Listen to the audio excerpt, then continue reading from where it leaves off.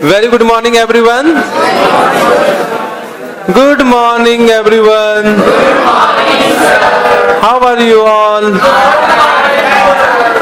Very, very fine. Very good. Now, so last Sunday, we were doing IND AS 1 and we have done point number 1 and point number 2. Point number 1 was meaning. Point number 2 was general features of financial statement. Of course, you have not done revision and revision was not required also. Okay, so we were doing IND AS 1. We completed 2 chapters. One was framework for preparation and presentation of financial statement. In that there was one important concept, that was concept of capital. Do you remember? We have done profit can be calculated either under financial capital maintenance or under physical capital maintenance. Under physical maintenance capital we take inflation into consideration. Inflation into consideration. Then we started application of IND AS and AS in India. Correct? Understood? Then we started IND AS 1. Right on. We are continuing IND AS 1. IND AS 1. Right on, point number 3. Point number 3. Structure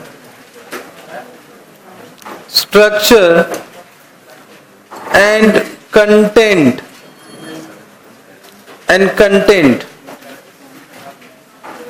structure and content, of course, of what? Financial statement. Structure and content of financial statement. Chalo, point number 3, structure and content. Point number A, write down. This standard means which standard? This standard. This standard require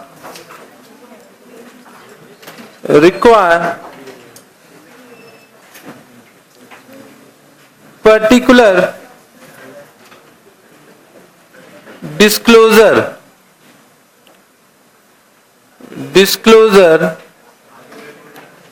in balance sheet or SOPL or SOC and require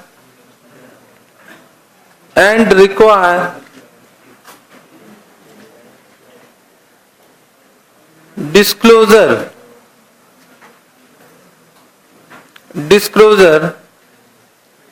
of other line item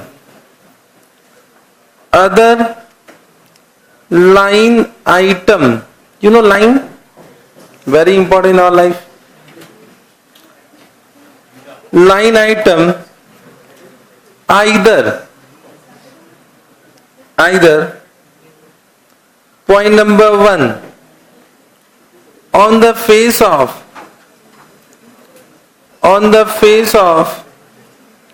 balance sheet or SOPL or SOC. Why I am not writing cash flow statement? Because IND AS does not deal with the content and structure of cash flow statement, because we have a specific IND AS for cash flow statement. Are you getting? Therefore, I am not writing cash flow statement. Means IND AS particularly says we need to prepare cash flow statement, but IND AS 1 does not deals with the structure and content of cash flow statement. Hence, I am not writing cash flow statement. So for cash flow statement, we'll go to IND AS 7. Have you understood why I am not writing cash flow statement? Correct?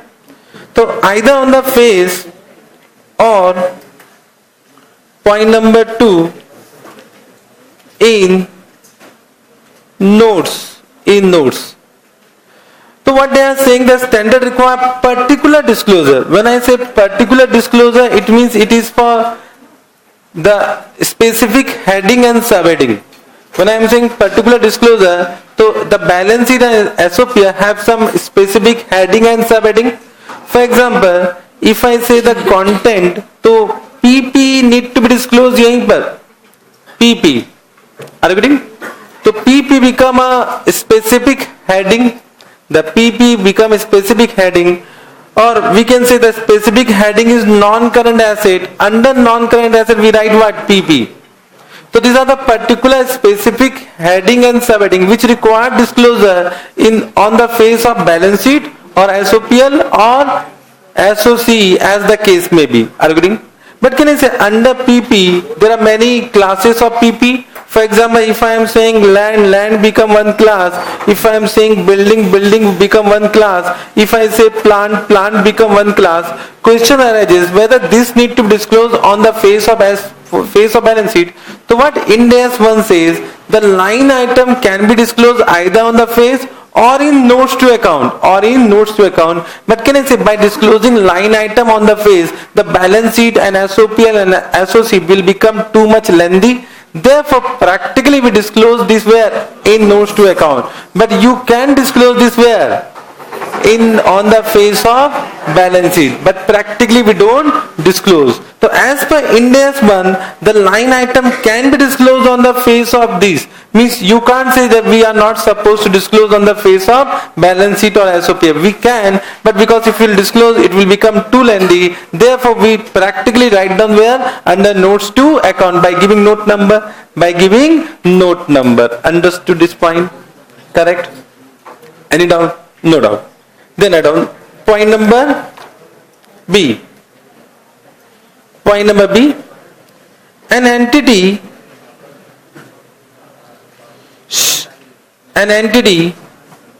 shall disclose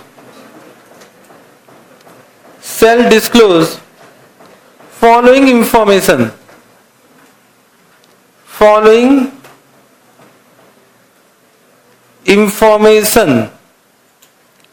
Point number 1, name of reporting entity.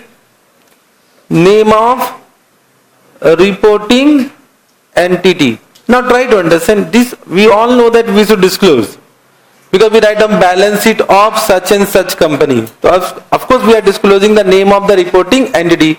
But if somebody asks you where it is written we should disclose, so this is what IND AS 1. Under IND AS 1 it is written that name of the reporting entity need to be disclosed. Are you getting what I am saying?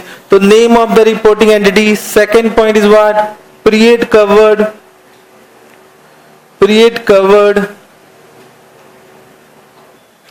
by financial statement. For which period you are preparing what? Financial statement. The nature of financial statement. Nature of financial statement means whether it is separate financial statement or whether it is consolidated financial statement. Here CFS means consolidated, not cash flow. Then we should also write down presentation currency. Presentation currency. Now for the first time I am using the word what? Presentation currency, correct? Understood? Till now I have used two type of currency, functional currency and foreign currency. Now for the first time in your life come what? Presentation currency. Because till now we have not done IND AS 21. IND AS 21 says there are three types of currency. One is functional currency, one is presentation currency, and the last one is what? Foreign currency. Okay? So we'll discuss this. I don't want to discuss right now, but from the word it is understood the currency in which financial statement are presented is known as what? Presentation currency. Kitna acha hai? The currency in which financial statement are presented are known as what? Normally can I say local currency will be presentation currency, but it might be different in some other cases. It might happen that I am recording my all transaction is rupees, but I need to present in dollar. It might happen I am a subsidiary of what? Foreign company, so I need to present my financial statement in dollar also. So presentation currency might be different from functional currency, but I don't refer what? Refer India's 21. We'll do detailed discussion on this. India's 21. Okay? Then also we need to disclose the rounding off. Means of course we can do rounding off.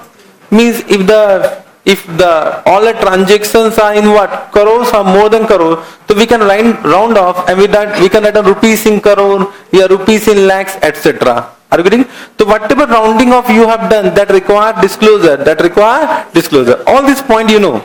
But these are given in which India's? India's 1. India's 1. Okay? Then add on point number 4.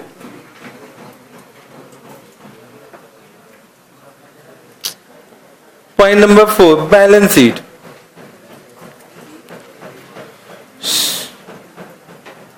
Balance sheet. Once again I am saying this India's 1, I am just giving notes from, I will say, examination point of view. Only for this India's I am going through thora examination point of view, because if I will give everything in writing, you will also die and I will also die in my class. Okay? So I am giving all the notes which are very very important from examination point of view. If you want to read the entire text, it is given in my book.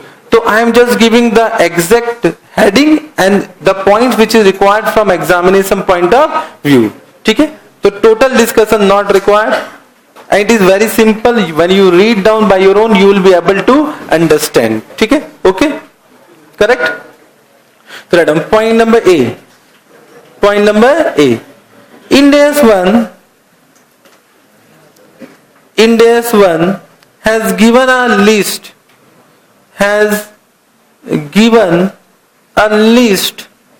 of items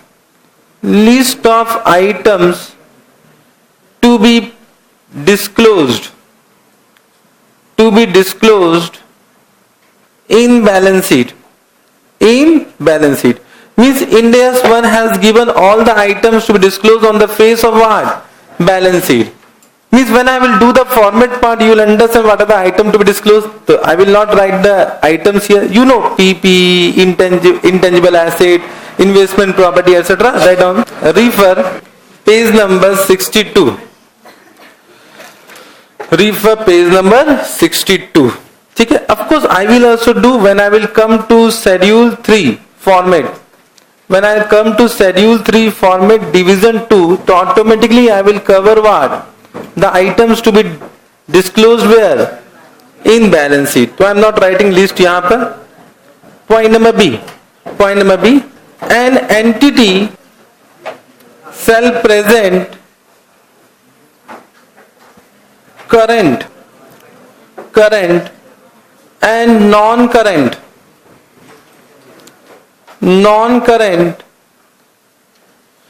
items as a separate classification in balance sheet. Now everyone, I like to inform you that before Ind AS, means there was no Ind AS introduced, means we were teaching accounting standard. So in one of the interview to my student, this question has been asked, we need to try to understand this question, what type of question they may ask in interview to test whether you know whether you have done, whether you are properly done articleship or you have not done properly articleship. From this question they will understand. So they have asked this question, we present our balance sheet because schedule 3 we have done. So they will ask this question, we have done our balance sheet and in balance sheet we write down current and non-current, but it is written where? When Ind AS 1 was not there. That time there was AS 1. Okay. So this question have been asked to one of my students. Whenever interview happens and they ask, I always ask what type of question they have asked to you. So I frame one list of the question so that I can give this type of knowledge to you in the class. Okay. So this question have been asked to one of my students. In balance sheet we write down liabilities as current and non-current liabilities, and asset we write down current and non-current asset. So where it is written? What will be your answer? It was that time it was given in schedule 3. It was given in schedule 3. But now if they ask, you need to say as per Ind AS 1 and as per schedule 3. Both. Okay? Now you need to say as per India's 1 and as per Schedule 3. Both are correct. Chalo. This you understood.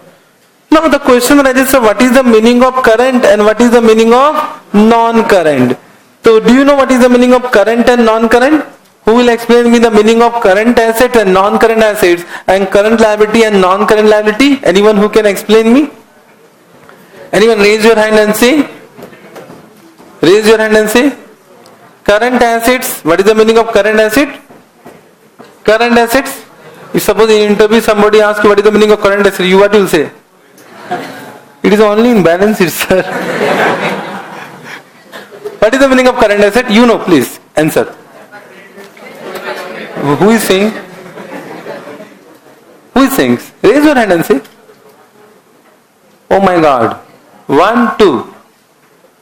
Current asset you are doing from your bachpana. Current asset, current liability, non-current assets, non-current liability. बोल देर पीछे कौन उठाया है? हाँ.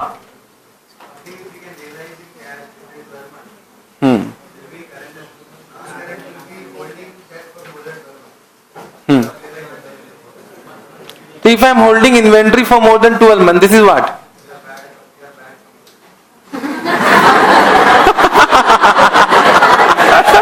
We are bad company. ताली मारो इसके लिए यार. Very good answer. This is a reflection. Very good answer, but your as per definition is current or non-current? Huh? Means your definition is quite wrong. You've understood? Huh? Not complete, but when I asked to a CA final student, that should be complete answer only. After becoming CA, if somebody asks you, you can't say not complete or incomplete or 60% answer is correct.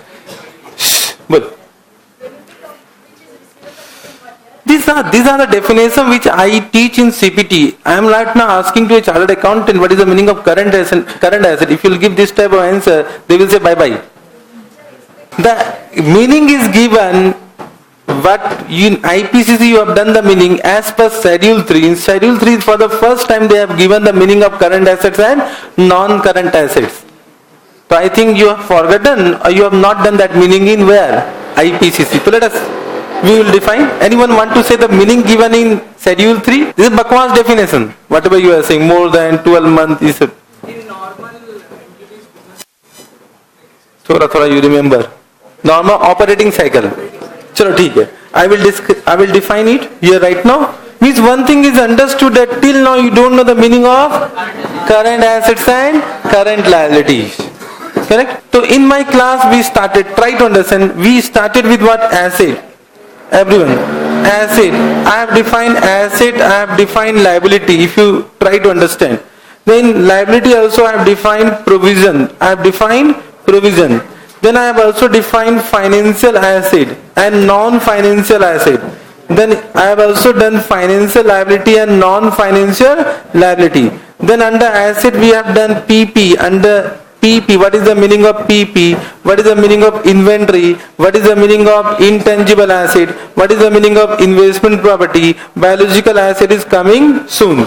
Biological asset is coming soon. Now, this asset can be what? Current assets and non-current asset only from presentation point of view. Means current assets and non-current asset is required from presentation in balance sheet point of view. Means any asset can be current, can be non-current. So what can be current, what can be non-current from presentation point of view, that we need to understand. Means from presentation point of view, this financial asset and non-financial asset is not required. Not required. From presentation point of view, current assets and non-current asset is required. Also I have also defined equity instrument. Okay? So now we need to define current assets, current liability, non-current assets and non-current liability. So after this definition, all the definition of assets and liability will be automatically complete. Will be automatically complete. Okay sir? Have you understood? So note लिखेंगे यहाँ पर. However, when presentation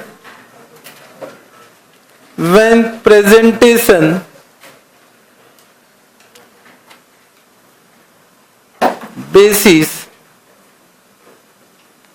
on liquidity provides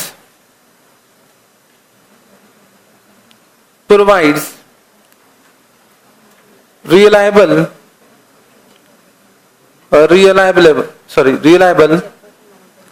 and more relevant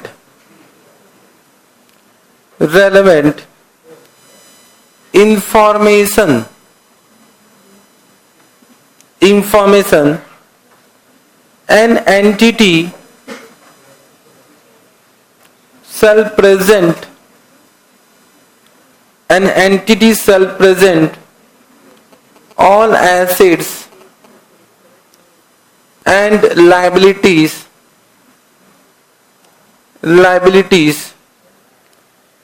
in the order of what?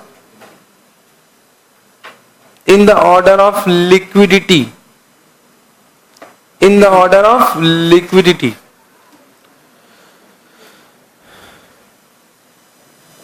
In the order of liquidity. Now we have done one format which was based on liquidity in IPC, that was for banking company. In banking company, if you remember, asset side we start with cash.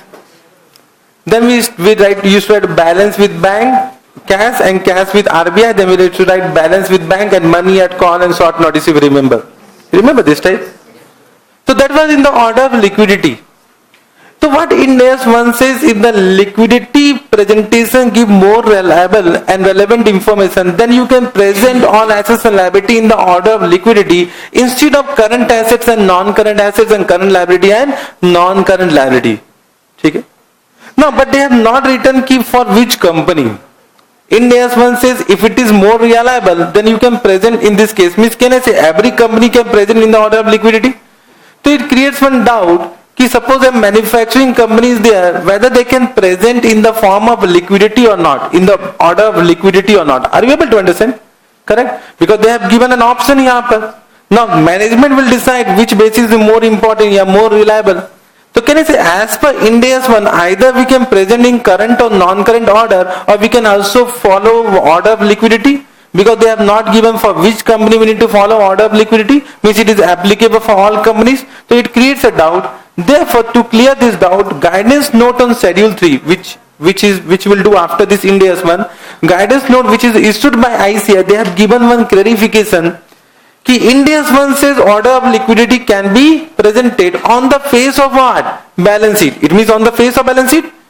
So they have given one clarification. No, you can't use that. They have given a clear-cut indication. Guidance note issued by ICAI has given a clear-cut indication that if you want to present order of liquidity, you can present, but not on the face of balance sheet, as an additional information in notes to account. Are you getting? So this clarification has been given by institute under guidance note, but guidance note is not mandatory. Okay, guidance note is not mandatory for entity. Guidance note become mandatory for chartered accountant. Means when I am doing audit, so if I am doing audit, I will like to follow guidance note issued by ICAI, but management is not responsible here. Management is not required to follow guidance note issued by ICAI. Are you able to understand? So they have given a clarification to member. As per schedule 3 requirement, because that we need to also follow, as per schedule 3 requirement, we need to prepare our balance sheet as per current and non-current only. But as per IND AS 1, if you want to follow what? Liquidity order, then you can follow, but don't write down on the face of balance sheet. You can write down as an additional information in what? Notes to account. Notes to account. This become very important from exam point of view. Write down. So when I will do guidance note, I will give that note also. Okay. Okay. Important, write down here. Refer guidance note, which is the next chapter.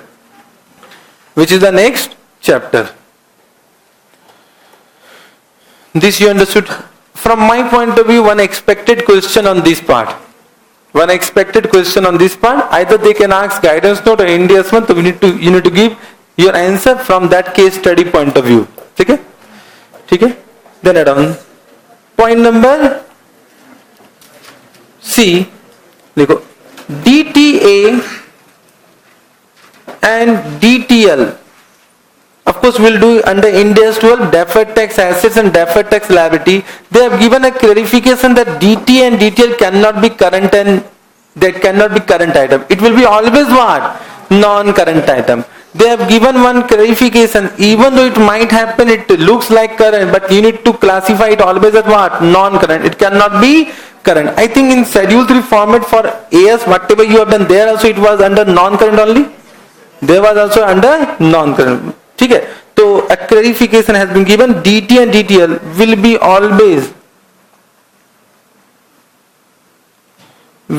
always classified as non-current item. Understood? Then come to point number D. Meaning of. Now let us define meaning of current assets and current liability. So if you know current assets and current liability, you know non-current assets and non-current liability. Means non-current asset and non-current liability are those items which are not current. So I will define only one current. So the same meaning, this meaning is also given in India's one, and also the same meaning means Schedule 3 has copied paste the meaning from International Accounting Standard only. Means whatever Schedule 3 format has given the meaning, that was a copy paste of International Accounting Standard 1, which now become what? India's 1. So okay? The same meaning write down, same meaning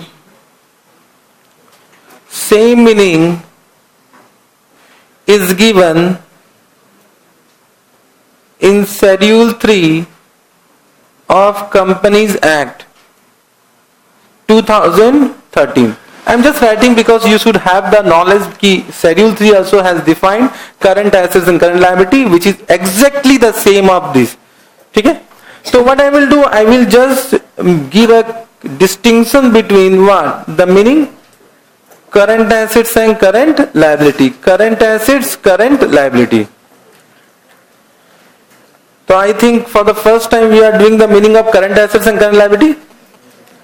So current assets are those assets which satisfy any one of the condition. Okay? Understood? Any one condition satisfy, it become a current assets. Okay? So write down point number A. It means what? Asset. Not current assets. It is expected. It is expected. The word is what? Expected. Whose expectation? Whose expectation? Management expectation. It is expected to be realized. To be realized or consumed or sold within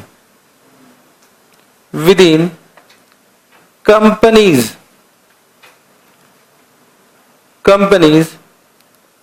normal operating cycle. ठीक है, in bracket write down OC, operating cycle. So it is expected to be realized. Can I say we realize our receivable or some asset? We consume raw material. We don't consume our debtor. We consume raw material and we sell stock in trade of finished goods or some investment, whatever. So they wanted to cover all types of asset with this definition. Either we realize or consume or sale. So they want to cover all types of assets. All types of assets by writing realized word, consumed word and sold word. Which is sold within company's normal operating cycle. You have done one chapter in FM, operating cycle. There, that meaning of operating cycle already you have done. So what is the meaning of operating cycle? It is a time period between conversion of what? Conversion of raw material into cash and cash equivalent. Into cash and cash equivalent means first we'll purchase raw material, then we convert into what? WIP. Then we convert this into what? Finished goods. Then finished goods become debtor, and then debtor become what? Cash and cash equivalent. There is a cycle of this phase. So can I say every company has their what? Operating cycle. Every company has their own operating cycle in their business. Business operating cycle. Sir, if there are more than one business, so every business will have what? Their own different operating cycle. Means A Limited has three business 1, business 2, business 3. So it might happen for business 1 the operating cycle is 6 months, for business 2 operating cycle is 12 months, and for business 3 operating cycle can be what? 15 months. So it depends upon the nature of business. Depends upon the nature of business. Are you able to understand? Correct. Are you, for example, for my the operating cycle is 2 months. FR 70 days, sorry. So my operating cycle is what? 70 days. So every 70 days my one operating cycle will start. For every 70 days my one operating cycle is start. So can I say if I have some amount receivable for a student, so it must be collected within what? 70 days. It become current. If it is collected after 70 days, it become what? Non-current. It become non-current. Means can I say operating cycle can be less than 12 months or more than 12 months? It can be less than 12 months or more than 12 months. Chalo, theek hai. Okay. I'm coming to some example. Don't ask me doubt right now. Point number A. Yahan pe likho. It is expected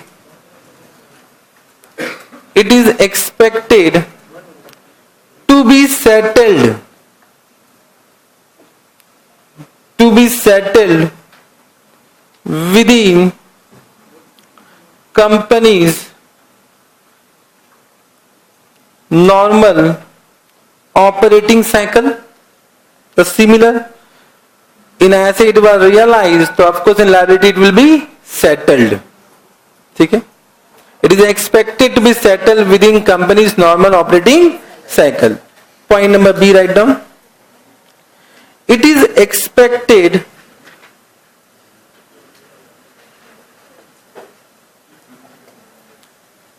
to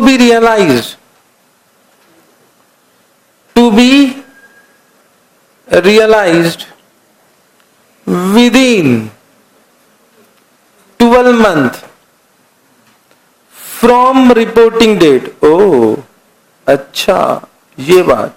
Means condition A and condition B are two different conditions. Any one condition satisfied become current. Means reporting date will be always 12 months. Reporting date will be always 12 months. But can I say the operating cycle can be less than or more than 12 months. Are you agreeing? So any one condition satisfied become what? Current. For example, try to understand your operating cycle is 2 years. It might happen. For example, for production of wine, etc., the operating cycle is more than 2 years, I will say. Not 2 years, it is more than 2 years. So let us assume we are doing a business of production of wine. Maja aa raha hai? Are you agreeing? So this is our reporting date. This is our reporting date. Understood? And our operating cycle is, let us assume, 15 months. 15 months. Are you able to understand? So can I say 12 months from this reporting date is this? This is 12 months. Are you able to understand? And this become what? 15 months. This become 15 months. Are you able to understand this point? Okay. So what they have said, first point what? Within company's normal operating cycle. Within companies means within 15 months. Within 15 months. Means can I say if I have a debtor which is going to be realized within 15 months, means in 13 months, let us write down. In 13 months. So can second condition not satisfied? But first condition satisfied, therefore it is what? A current asset. It become a current asset. So any one condition satisfied, it become what? Current asset. For example, if we have a debtor of 6 months, 6 months, which will be settled, which will be realized within 6 months, and our operating cycle is 9 months. So in this case, both the condition is satisfied. A condition and B condition. Therefore, it will be what? A current asset. So you need to find out whether any one of the conditions satisfied, which is current assets or current liability. So what we write down यहाँ पे बताओ? Point number B. It is due to be settled. It is due to be settled within 12 months from reporting date. From reporting date. Correct? It is due to be settled from reporting date. Within 12 months from reporting date. Okay? So simple, no explanation required. But one doubt will arise for inventory. So suppose our operating cycle is 6 months. Our operating cycle is 6 months. And 12 months is the accounting period. And we have inventory which we are expecting that it will be sold after 2 years. Which we are expecting. Are you getting? Have you understood this? Can be a possible situation. We have inventory which will be sold after 12 months. It can be a possible situation or not? It can be a possible situation. We have one inventory which will be sold, which we are expecting that will be sold after 2 years. Now question arises, it is current or non-current? As per definition, point number A and point number B, it will be what? Non-current. But they have given one point number C. They said whatever assets which are held for trading will be always what? Current. Means inventory cannot be what? Non-current. They have given point number C. They have given point number C. Write down. Point number C is what? It is held for the purpose of trading. For the purpose of trading. Means can I say PP, investment property that are not held for the purpose of trading. So that will be always what? Non-current. That will be always non-current. So it is held for the purpose of trading. Here also write down point number C. It is held for the purpose of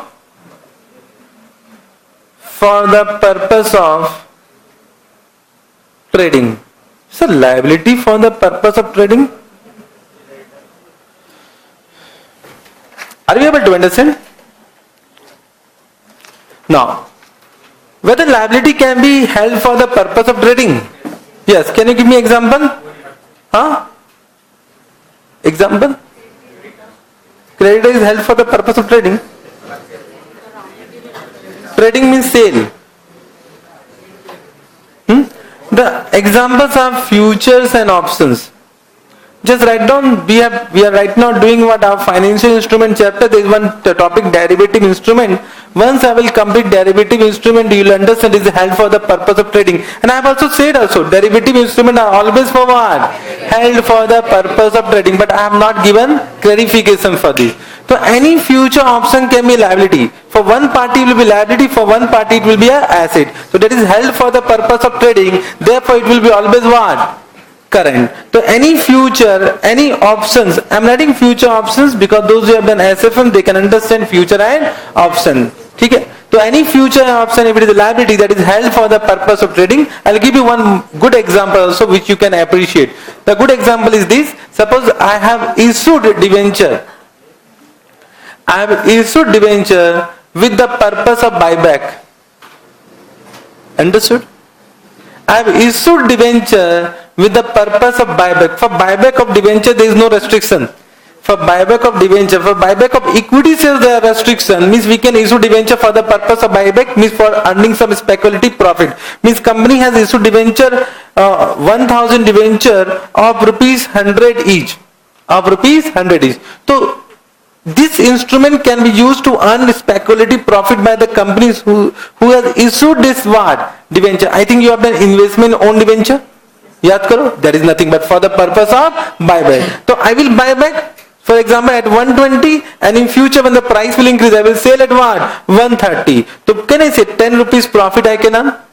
10 rupees profit I can earn. So whenever debentures are issued with the intention to buy back or intention for the purpose of trading, that is also what? Held for the purpose of trading. Held for the purpose of trading. So debenture issued for the purpose of trading will be what?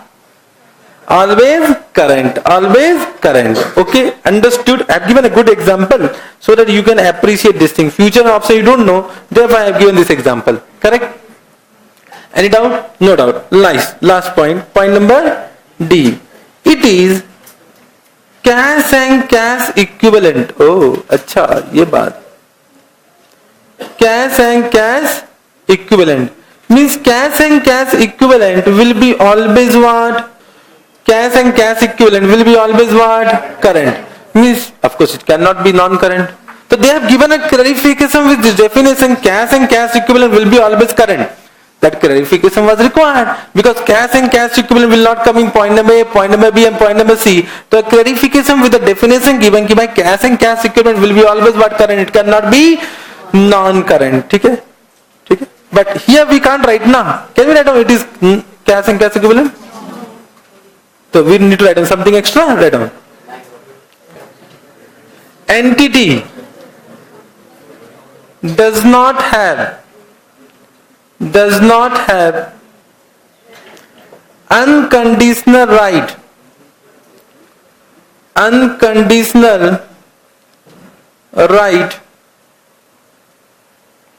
to defer settlement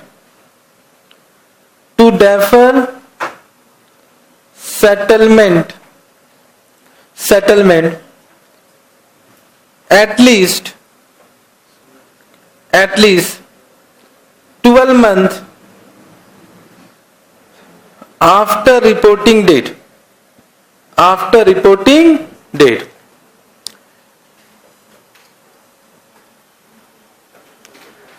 Now, entity does not have unconditional right without any condition, unconditional right to defer settlement of liability at least 12 months after reporting date. For example, I'll just give one example. With that one example, understand, yes sir, you are saying correct. Example, loan payable on demand. Loan payable on demand. Try to bank overdraft, which we have taken as a credit facility, that is not payable on demand because that is for a period of one year or 1.5 years, whatever. It is short term. So I'm not talking about bank overdraft. I'm not talking about about bank overdraft, but there can be some loan which you have taken from bank of some other financer, which can be individual, which is payable on demand. Means whenever that person will come, we need to pay what? Loan. So can you see the exact date we don't know? They may come after 1 day, they can come after 20 years. But whenever they come, we need to pay or not. Means can I say whenever demanded, entity cannot defer the settlement at least what? After 12 months from reporting date. That loan which is what? Loan payable on demand will be always what? Current. Will be always current. The loan repayable, your loan payable on demand will be always classified as current. Write down expected. They may ask this type of question. Expected. So I think this point number D you understood? Any doubt about point number D? Bolo. 1 second. The entity does not have unconditional right. Means when the bank will demand it, can we defer the settlement of liability at least 12 months after reporting date? Can we say we'll pay after 1 year? It is loan payable on demand. Whenever they will come, we need to pay or not. Even though they are coming after 20 years, but whenever they will come, can we defer the settlement? Therefore, it will be always classified as what? Means on balance sheet date, if they come, we need to pay or not. On reporting date, if they demand, we need to pay or not? We need to pay. Therefore, it is classified as what? Current liability. Current liability. I have given best example. One example, it is clear. Understood? Now coming to cash and cash equivalent. Now question arises, what is the meaning of cash and cash equivalent? Bolo yes or no? What is the meaning of cash and cash equivalent? So cash and cash equivalent is defined in AS3 and Ind AS 7. You have done AS3, therefore you know what is cash and cash equivalent. Correct or not? बोलो रे, yes या no बोलो. You know cash and cash equivalent. Define cash and cash equivalent. As per, you define as per AS3. I will write on as per Ind AS 7, which are same. Ind AS 7 and AS3 definition is same. बताओ. फटाफट. Cash and cash equivalent is what? अच्छा, what is the meaning of cash? Nice. So as per Ind AS, cash means what? It means it includes, just try to appreciate all types of definition. It includes cash in hand,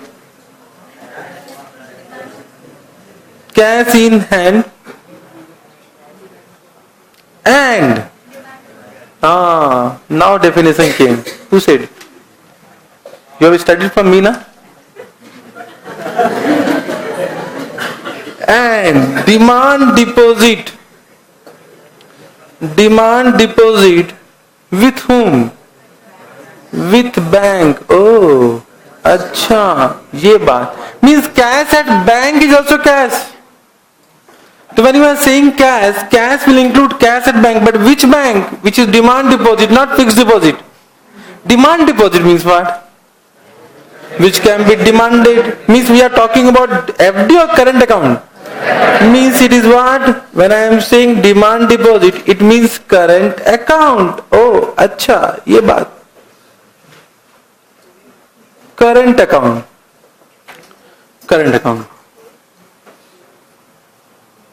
Understood? So what is the meaning of cash equivalent? See, oi, choti. What is cash equivalent? अरे क्या बात है. Short term. It is short term, highly liquid.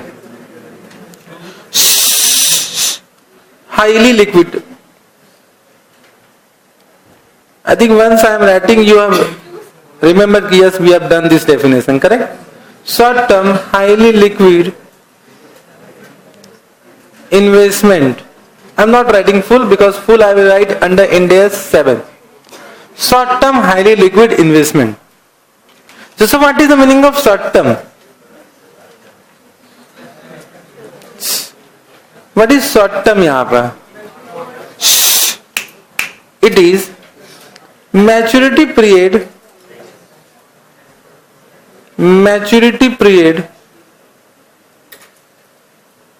of 3 months or less than 3 months. From which date? From reporting date? No. From the date of acquisition.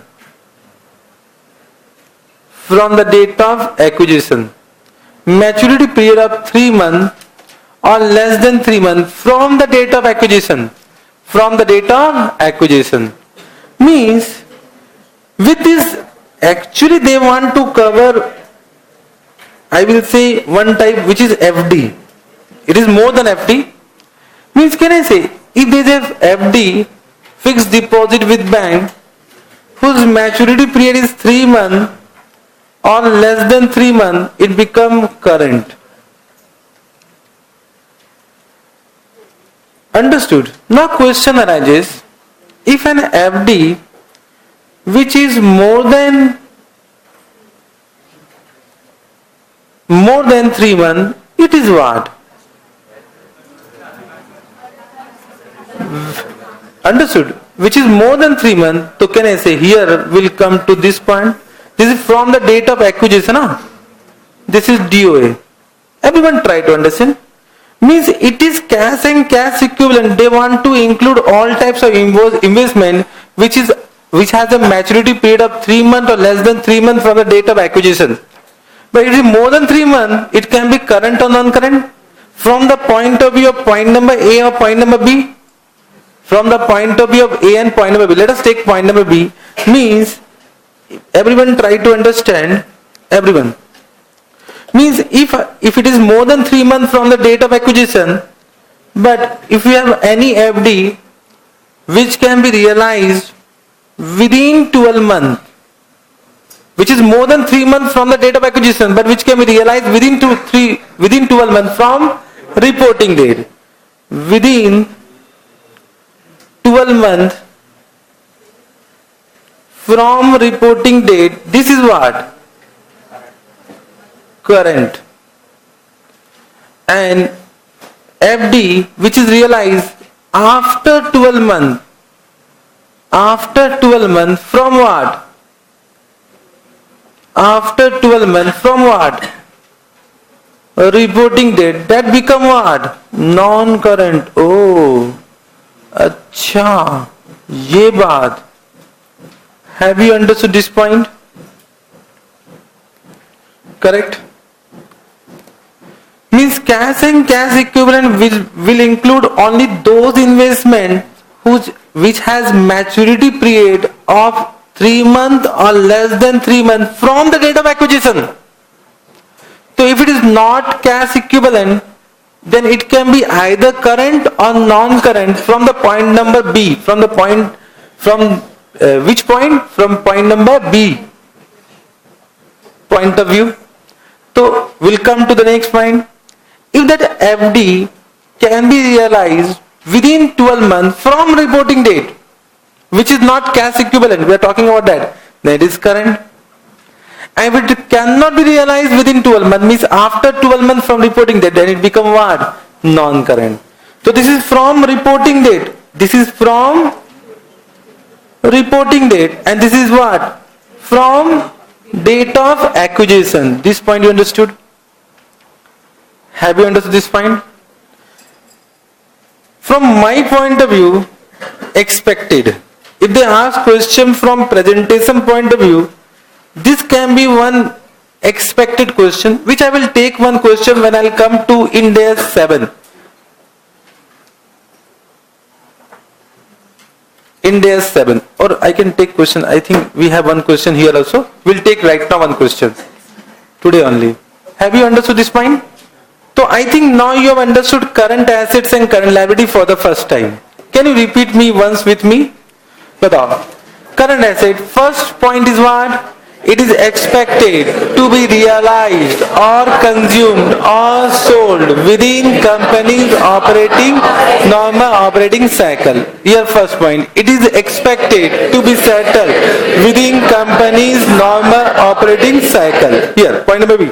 It is expected to be realized within 12 months from reporting date. Here, it is expected, it is due to be settled within 12 months from reporting date. Third point, it is held for the purpose of trading. It is held for the purpose of trading. Last point, it is cash and cash equivalent. Here, entity does not have unconditional right to defer settlement of liability at least 12 months after reporting date. What is the meaning of cash and cash equivalent? Cash include cash in hand and demand deposit with bank. Cash equivalent means what?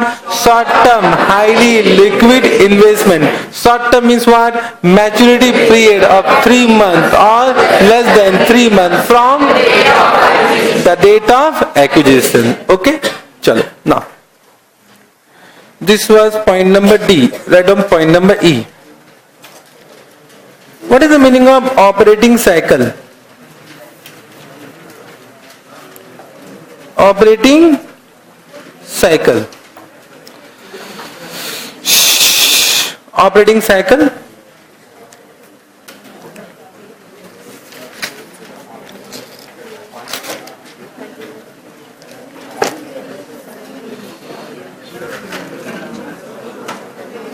It is calculated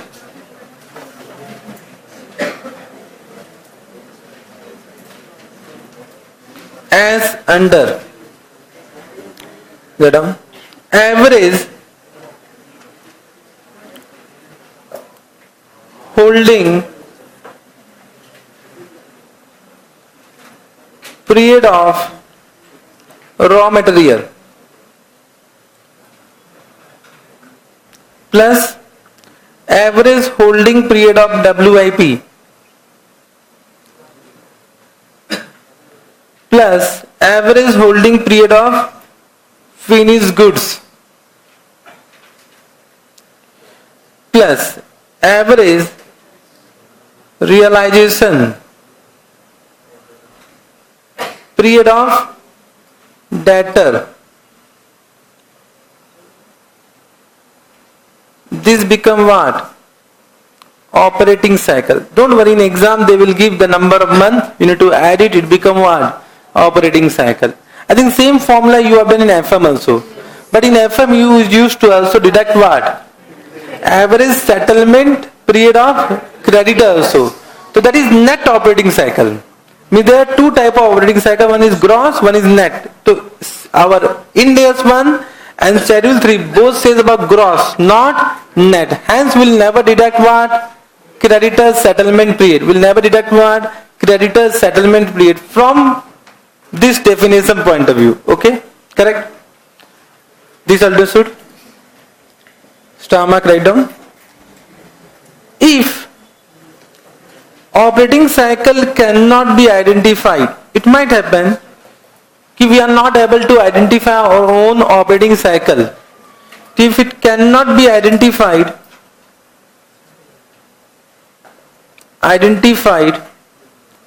OC will be assumed to be what? Assumed to be 12 months. So can I say then condition number A and condition number B will become same?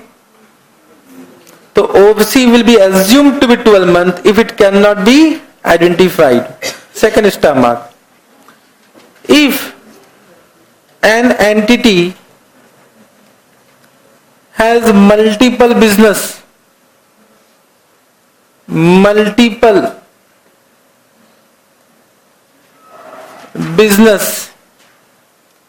determine operating cycle of each business. Correct? Means separate business will have separate operating cycle. Separate business will have separate operating cycle. Understood?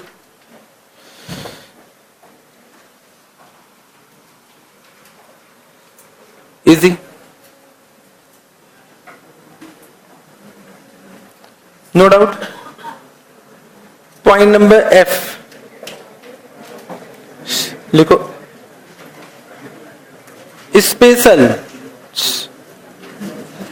points expected. In the item point number 1, there are two special points discussed in Ind AS 1 about classification into current and non-current. Write down. Bank loan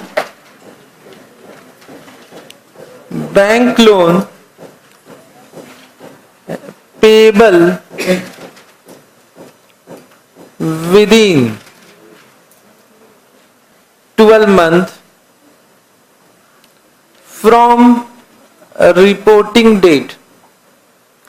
So can I say if there is no information available, it will be always what? Current.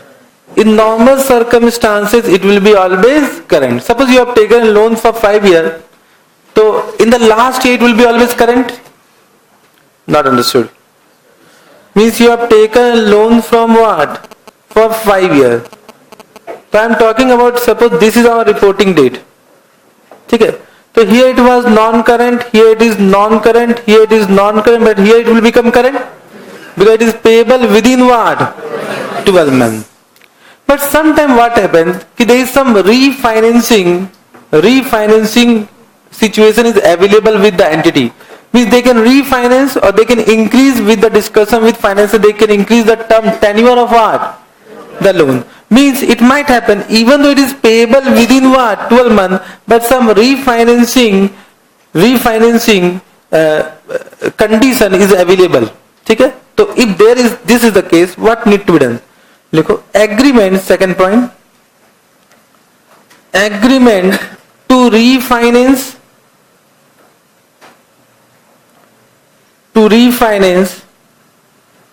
or reschedule payment on long term basis.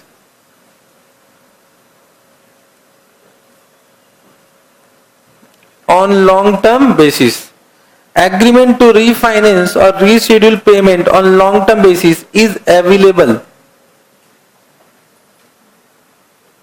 with entity. Correct? Now there can be three circumstances in this case. If agreement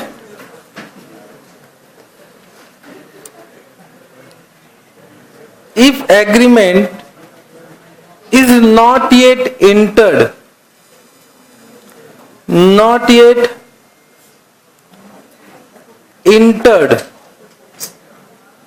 as on a reporting date, means till now no such agreement has been entered with bank or financer. Okay? Then what need to be done? In this write down there are two sub points. If entity expect, everyone try to understand, very important point, expect and has discretion. What is the meaning of discretion? Option. An option is available with entity, not with bank. Has discretion to refinance. Means at the time of original loan, one option was given to the entity that you can refinance whenever you want. It means you can increase the tenure of loan whenever you require. But till now no such agreement of refinancing has been entered on reporting date, but entity expect on reporting date that they are going to refinance because the discretion is available with them. Try to understand. The meaning of current is what? Not based on actual but based on what? Expectation. It is expected to be. Are you getting? So whether entity has such expectation? Yes. So if entity has such expectation on reporting that they are going to refinance, whether it will be current or non-current, even though there is no agreement entered, because discretion is available with whom? So you need to ask your client what you expect on reporting date, whether you are going to refinance. Yes, then it will be not current, it will be what? Non-current. Understood? It means classified as non-current. Very good. Understood this point? Second sub point. If refinance is not at the discretion of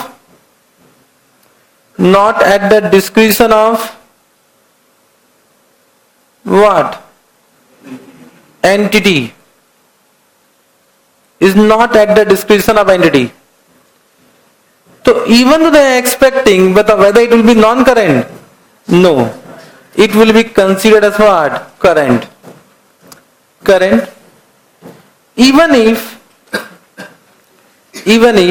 entity has potential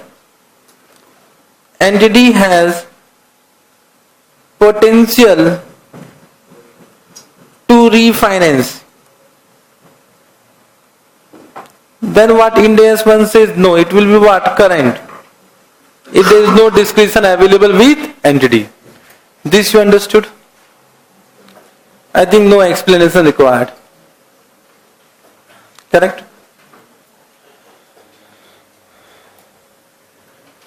Bolo. Pakka expected question from these two special point. One I am doing the two special point. One question pakka. Attempt I don't know. Then यहाँ पर If agreement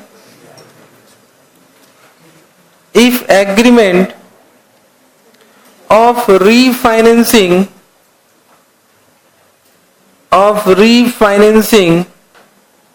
is completed at the end of what?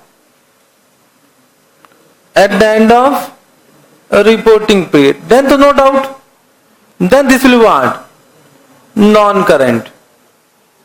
If the agreement is already completed at the end of reporting period, it means now it will be more than 12 months, it will be what? Non-current. Third point. If agreement is completed after what? Reporting date, but before approval of account. ठीक है, तो बताइए it will be current, non-current? It will be current because there was no condition. Correct ना? देखो, no, since no unconditional, there was no unconditional right. There was no unconditional right to defer settlement on reporting date. On reporting date there was no condition of deferment, na? Therefore it will be what? Current. It means it will be a non-adjusting event. Correct na? It will be a non-adjusting event as per Ind AS 10. But answer is as per Ind AS 1. Ind AS 1 has given clarification about this.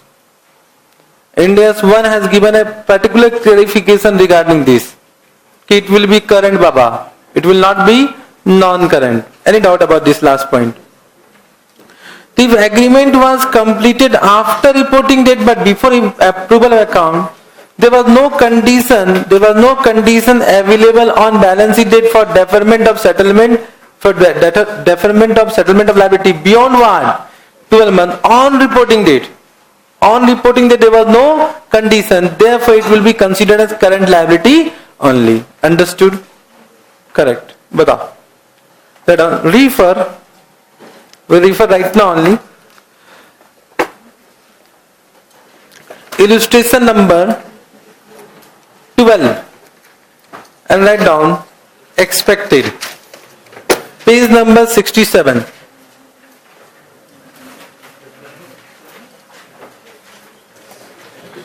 Refer illustration number 12, page number 67. Write down expected. Same to same question will be asked in exam. Let us read.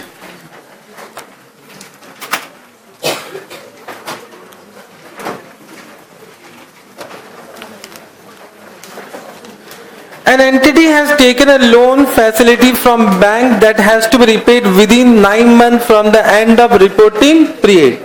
Means on reporting date, it was current or not? It was current. Okay. Prior to the end of reporting, prior to the end of reporting period, the entity and the bank enter into an agreement. Oh, acha, ye baat. Agreement done before what? Before reporting date. Are you getting what I am saying? Whereby the existing outstanding loan will unconditionally roll into a new facility which expire after a period of 5 years. So now it is more than 5 years, but it will be current, non-current? Non-current. It will be classified as non-current. Understood? How should such loan will be classified in balance sheet of the entity? Non-current? First answer understood? Second, what will be the answer? What will the answer be different if the new facilities agreed upon after the end of reporting period? Oh, acha, ye baat. So after the end of reporting period. If the after the end of reporting period, it will be current, non-current? Current. Why? Because there is no condition available on balance sheet date. But write down this word in this way. There is no unconditional right to that defer settlement on the reporting date. Okay? So this also you understood. What will be the answer to A? But B. What will be the answer to A, B different if the existing facility of loan, existing facility is from one bank and the new facility is from another bank? Low. So can I say existing facility will what? Current, and new facility will what? Non-current. क्या बच्चा वाला question पूछता है? Will the answer to A be different if the new facility is not yet tied up with the existing bank, but the entity has potential? There is no discretion. Potential to refinance the obligation. Potential. So you need to write down both the answer because it is not clear whether the company has discretion or not. So if company has discretion, it will be what? If company has no discretion, then what? Best answer. One question. If you write down this as a provision, if you write down this and give the answer, you'll get what? 5 out of 5. This question is going to come for 5 marks or 6 marks or 4 marks. Understood? Correct? Simple? Then point number 2. Special point number 2. Which we have already discussed in India's 10 also. But under India's 10 I have said also refer India's 1. Okay? Remember one point we have done about breach of loan? Breach of long-term loan.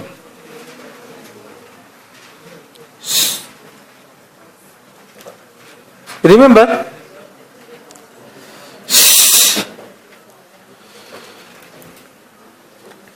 Now whenever there is a breach, there is a condition that it will become repayable on demand. As per the terms and condition, a long-term loan taken and if there is a breach of loan, any condition is not satisfied, that loan will become repayable on demand. So once it becomes repayable on demand, it is current or non-current? Current. Are you able to understand? But some clarification has been given about the classification. If minor defect, minor defect means it can be ignored. For example, if you have taken some long-term loan and you need to submit some details with every 3 months. For example, every 3 months you need to submit profit statement. But there was a delay in submission. That is a minor defect. There is a delay. But it is not stated will not submit. The delay in submission, so it is minor delay, minor defect. So for minor defect, no bank will demand this loan. So it will be always what? Non-current. Even though there is what? Defect, it will be considered as non-current liability. Okay? But if there is some major defect means non-payment of interest amount or non-payment of principal amount on due date. Notice has been given for 10 days, 12 days, then also they are not paying. It become what? Major defect. It become major defect. So there is a major defect. If there is a major defect, that what need to be done? So what they have said, if this defect is rectified before approval of account, if rectified before approval of account, then it will what? Then classified as non-current. Then this will be a non-current liability and it will be an adjusting event. It will be an adjusting event. If it is rectified before approval of account, of course the defect has been already rectified. Then of course bank will never demand the loan amount. Agree? Correct? If suppose there was some interest payment due and that was not paid on reporting date and paid after reporting date but before approval account, so there is no defect now. Then it will be classified as non-current only. But if not rectified if not rectified before approval of account, then what need to be done? There are three sub-points.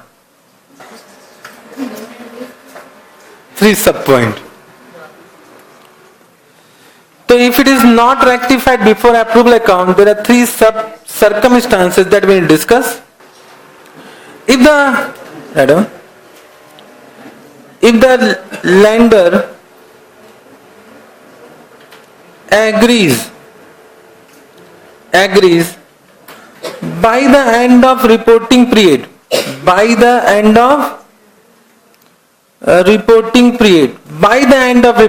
not after the end of reporting period, by the end of reporting period, to provide a grace period,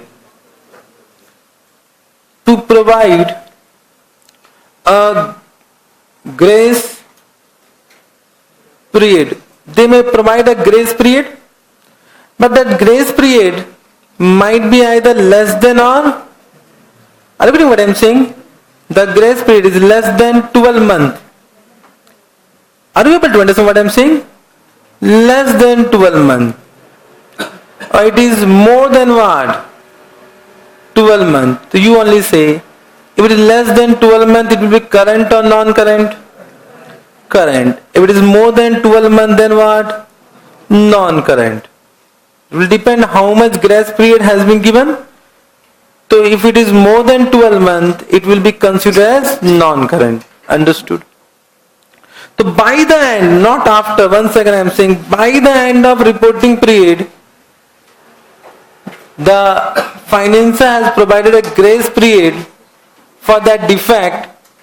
Then if that grace period is less than 12 months, so it will be a current. If it is more than 12 months, then it will be non-current. Understood? Then second point. If the lender agrees, this point already we have done in Ind AS 10, agrees not to demand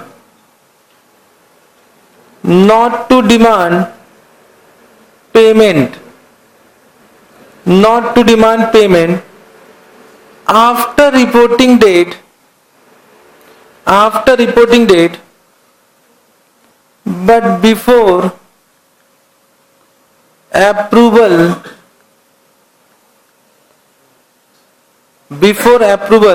of account.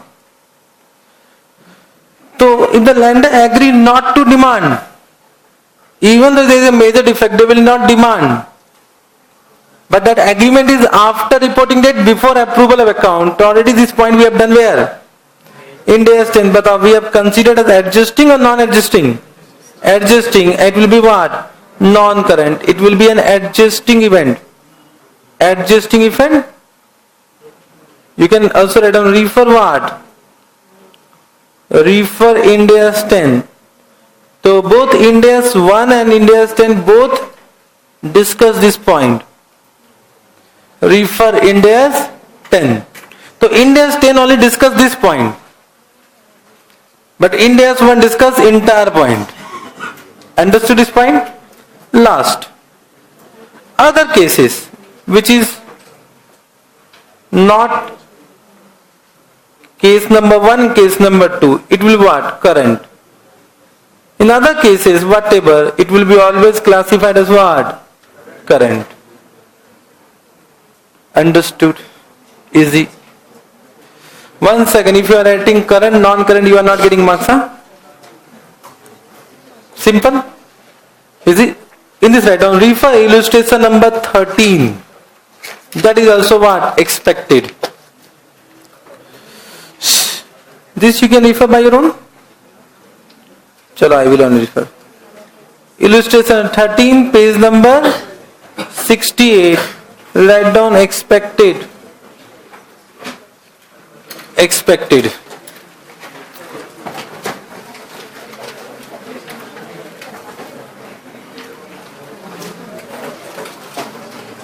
What is given? Come to illustration 13. In December 2001, an entity entered in a loan agreement with a bank. So December 2001. Okay. The loan is repayable in 3 equal annual installments starting from December 2005. Okay. One of the loan covenants means what? Terms and condition is that amount equivalent to loan amount should be contributed by the promoter by March 24, 2002. So there was in terms and condition that whatever amount of loan is given by the financier, that much amount should be contributed by whom? Promoter, one of the promoter by 24th March. So 24th March, understood? This is the date. Failing which the loan become payable on demand, and they do not contribute, the loan is payable on demand. Correct? As on 24th March 2002, the entity has not been able to get the promoter contribution. Defect occurred before reporting date. Before, so not the condition is not satisfied. On March 25, 2002, means before reporting date. So on, they have said on 25th March 2002, the entity approached the bank and obtained a grace period up to 30th June 2002 to get the promoter contribution, but on less than or more than? Less than 12 months. It will be current or non-current? It will now, even though grace period is given, it will be considered as current liability. Okay? The bank cannot demand immediate repayment during the grace period. Okay, sir, this is understood. The annual reporting period of the entity is 31st March 2002. As on 31st March 2000, how should the entity classify the loan? Current. First answer is current. But write down the entire provision like this. Understood? Correct? Then, assume that in anticipation that it may not be able to get promoter contribution by due date. In anticipation means before defect. In anticipation means before defect. Means till now 24th March has not came. Before 24th March. Before 24th March. The entity means in Feb. देखो लिखा हुआ है. In Feb 2002 means before March, before 24th March. The entity approached the bank and got the compliance that extended up to 30th June 2002.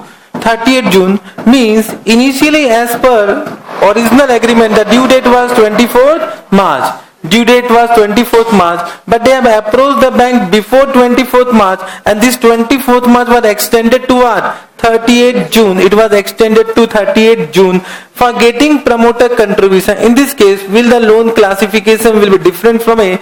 Can I say if the extension is already there is no question of defect? Means can I say there is no defect? If there is no defect, it will be non-current only. It will be non-current.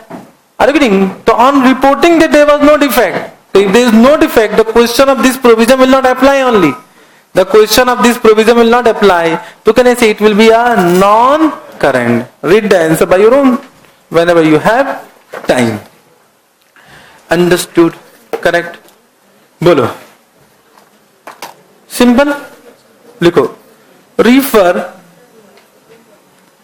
illustration number 1 to 11 by your own whenever you have time. Refer 1 to 11. It's very simple illustration for current assets and current liability. Understood? So we are doing point number 4, balance sheet. Till now we have done balance sheet point. You want break? So we'll take 10-minute break.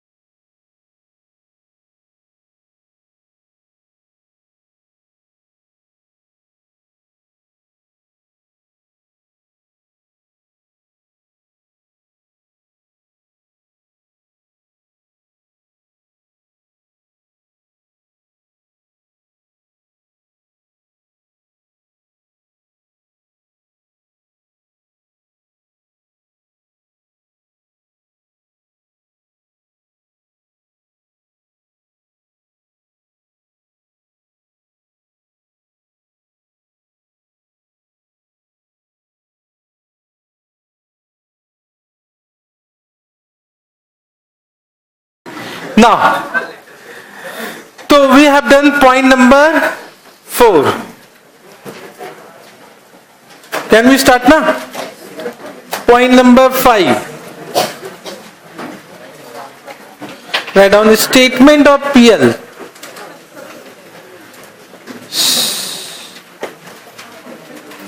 Statement of profit and loss. ठीक है? Write down point number A. SOPL will be a single statement. Single statement. So one clarification has been given. Why? Because internationally SOPL has two. It may be in two statements. One is for PL, other is for OCI. But as per Indian context, they have given that SOPL will be in single format together, both part PL and OCI. It will not be a two statement. It will not be a two statement. Okay?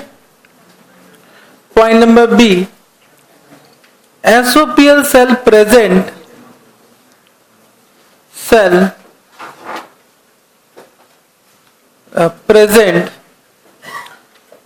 point number 1, profit or loss, first part. Second, total other comprehensive income, OCI, total OCI. And point number 3, total CI. CI means comprehensive income for the period. Means this will be the sum total of 1 and 2. So in a single statement we need to present all these 3. Okay? PL, profit or loss, plus total OCI plus is equal to what? Total CI. Point number C. SOPL shows profit or loss and OCI attributable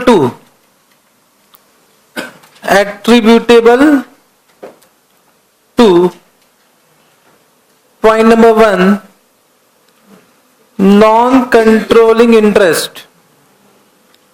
Non-controlling interest, we'll call it प्यार से NCI. And point number 2, owner of parent entity. Owner of parent entity. So entire profit or loss and OCI will be allocated to two parts, NCI and owner of parent entity. So of course we'll understand this when we'll do consolidation. Let us refer consolidation chapter. Refer consolidation chapter. So I don't want to discuss it right now. ठीक है? तो NCI and owner of parent entity. NCI and owner of parent entity. Then at point number D. Point number D.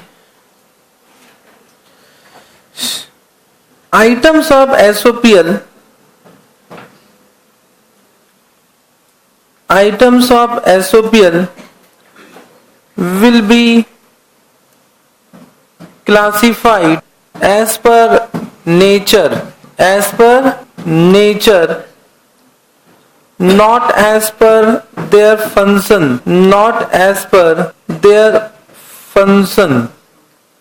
means because you know the format, so we write down all item as per their nature. For example, we write down purchase, we write down employee benefit expense, we write down finance expenses, we write down depreciation, etc. This is the nature.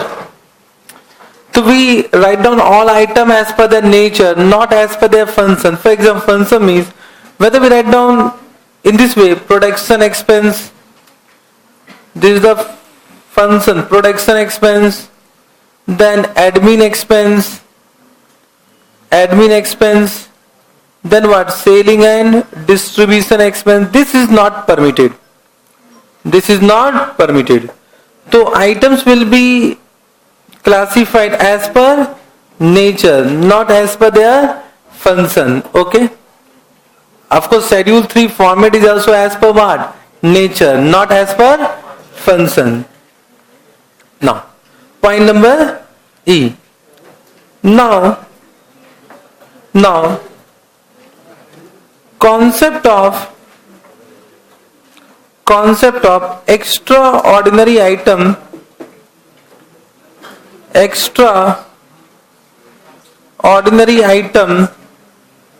do not exist.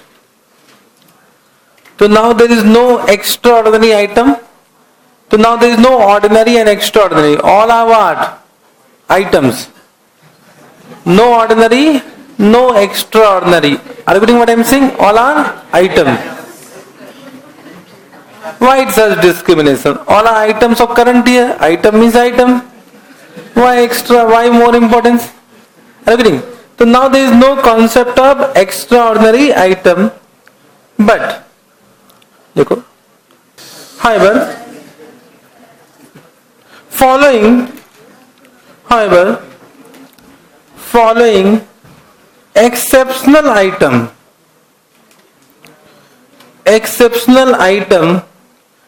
they have not defined what is exceptional item.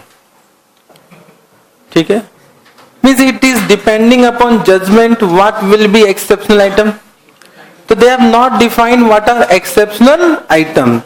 The following exceptional items should be disclosed.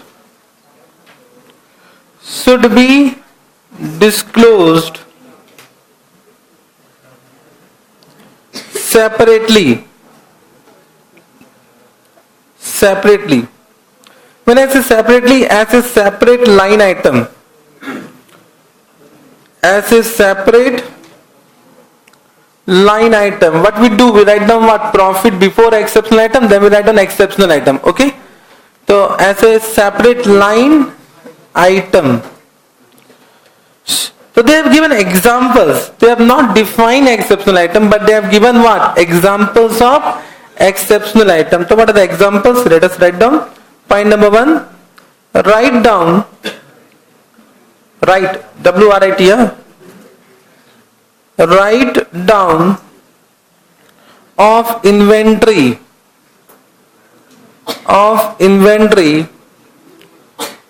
To its NRV. And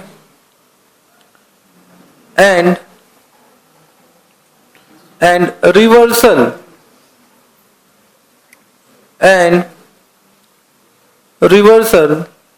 of such write down. Already we have covered this where? In Dash 2. We have done the recognition part, but presentation part is given where? Under IND Dash 1. So you can't say as per IND Dash 2 it is an exception item. You need to say as per IND Dash 2 it will be recognized, but presented as per what? IND Dash 1 as an exceptional item. Okay? So point number 2. Everyone please concentrate. Write down of PPE or intangible asset or investment property to its, बताओ what? Recoverable amount. Where we have done? Recoverable amount. Recoverable amount means impairment. We are talking about impairment right now. This was also impairment, huh? This is also what? Impairment. And what? Reversal. And reversal of such of such write down. So we have done reversal also. If you remember, point number 3, profit or loss on disposal of PPE. The profit or loss on disposal of PP will be an exceptional item. Then profit or loss on disposal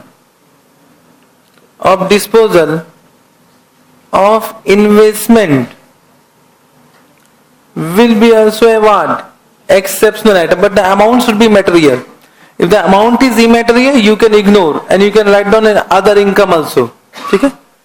Point number 5. Discontinued operation.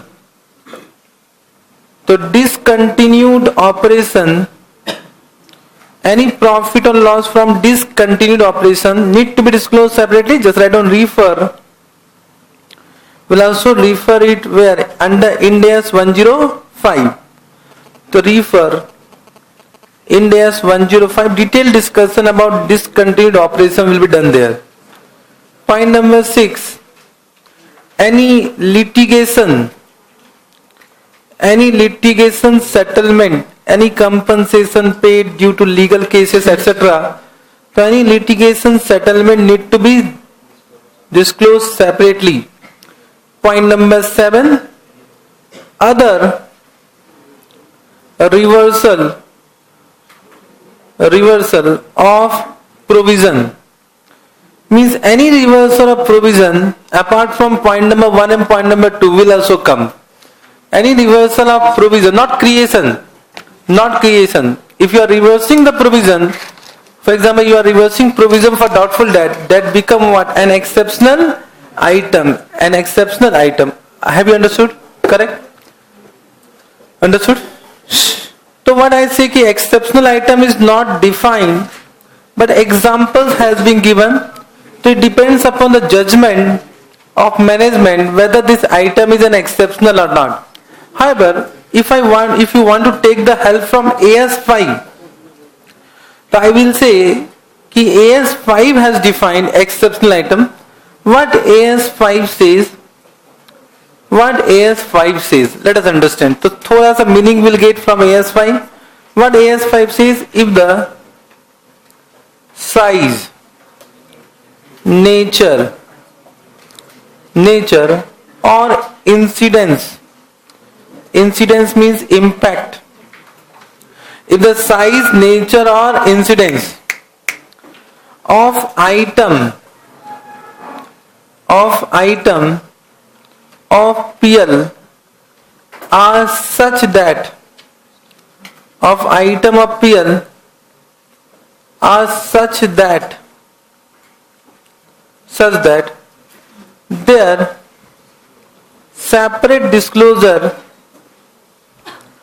their separate disclosure is required to understand the performance of entity. If the size, nature, or incidence of item of PL are such that their separate disclosure is required to understand the performance of entity, then it becomes an exceptional item and requires separate disclosure. What is the meaning of this? To understand the performance. Everyone try to understand. Means I am taking the help of AS5 so that you can understand whether it should be disclosed separately or not. However, exceptional item not yet defined in India, so we can take the help of AS5. Nothing wrong in that. Okay? So what I am saying, suppose ki I am presenting my SOP is like this. Ki everyone try to understand. My sales is 1,000 crore.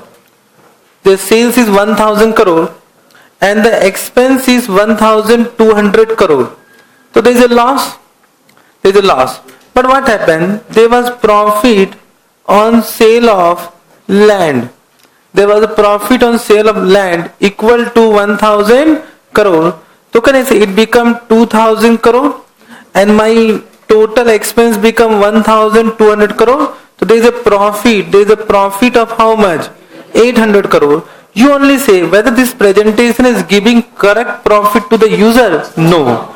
The profit is correct, but it is not giving what correct information about profit, because the sale of land is in this year, which will not happen in what? Future. So if any user want to take decision, they need to take decision only without considering what? Exceptional item. Means the correct presentation should be what? Sales how much? 1000 crore.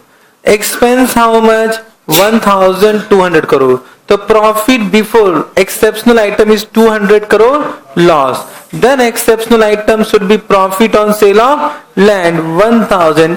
This is giving what? Correct information about the status of entity right now. Are you getting? So once again I say that chartered accountant is not for calculation of profit, they are for presentation of what? SOP. This is the correct presentation. So any item which requires separate disclosure to understand the performance of entity. But the separate disclosure was required or not? To understand the performance of entity. Then it requires a separate disclosure, and that type of item is known as what? Exceptional item. Understood?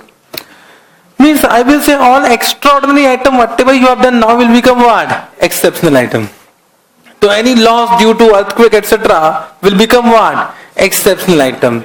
So whatever extraordinary item which you used to take into consideration in AS5 now will become what?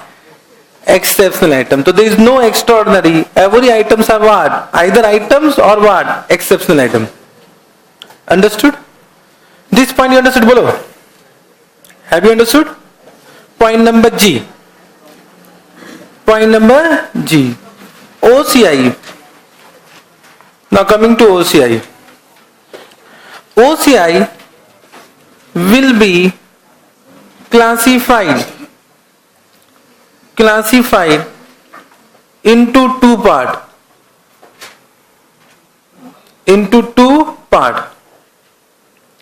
Point number 1, items which will not be reclassified, which will not be reclassified, recycled लिखो,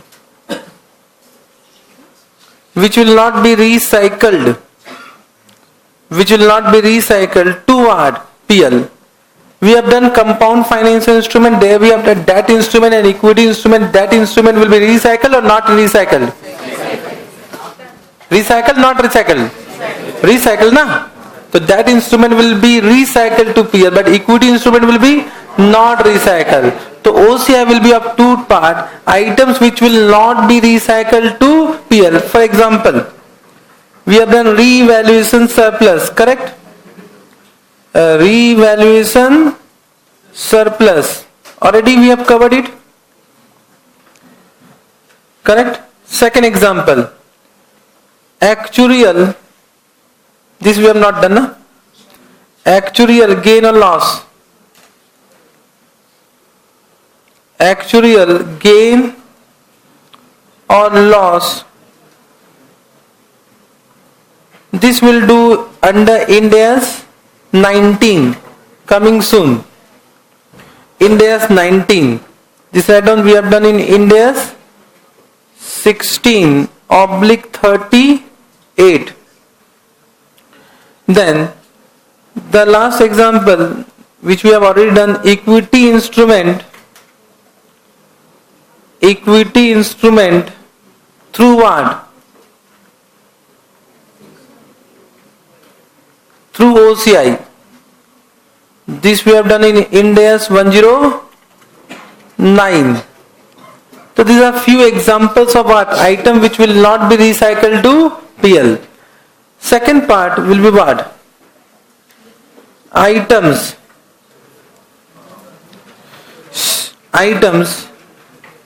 which will be recycled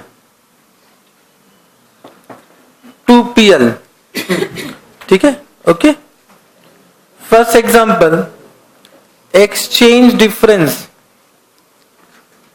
Exchange difference. Till now we have not done. In translating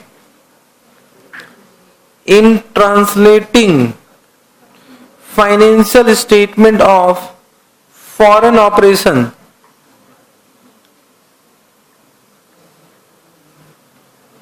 Foreign operation. You have done EFO, NIFO.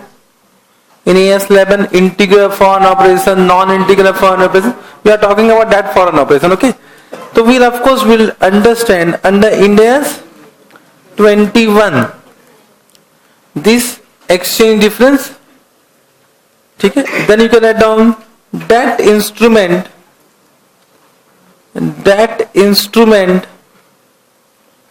through what?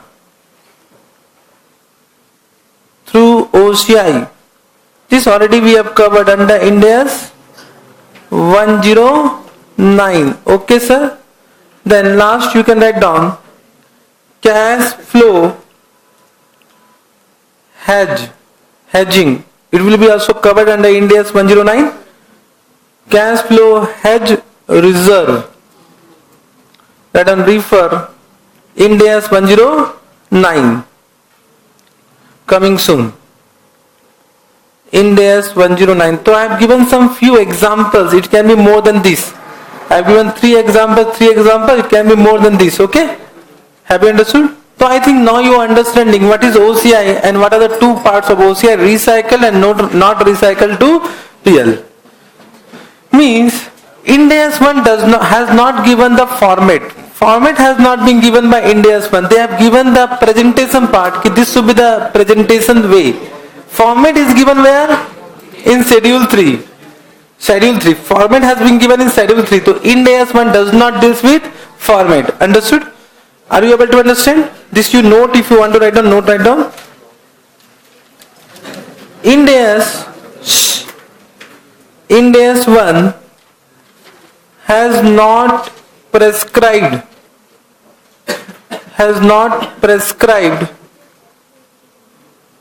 the format of balance sheet and SOPL. They have given only content, structure. Content they have given. Okay? Understood?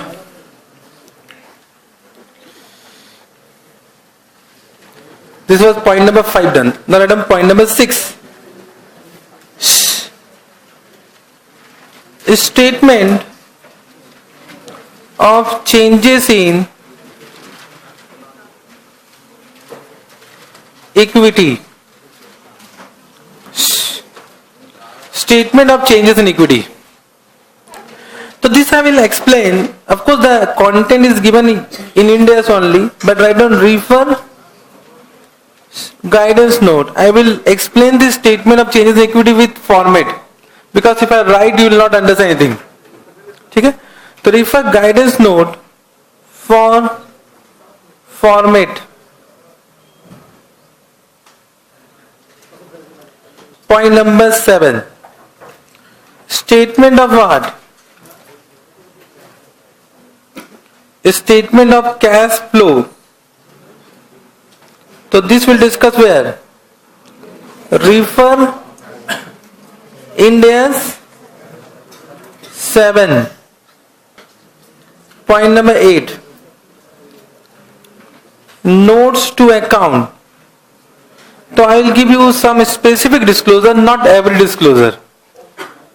Specific disclosure about as per India's one. Notes to account. Look. Notes should be given for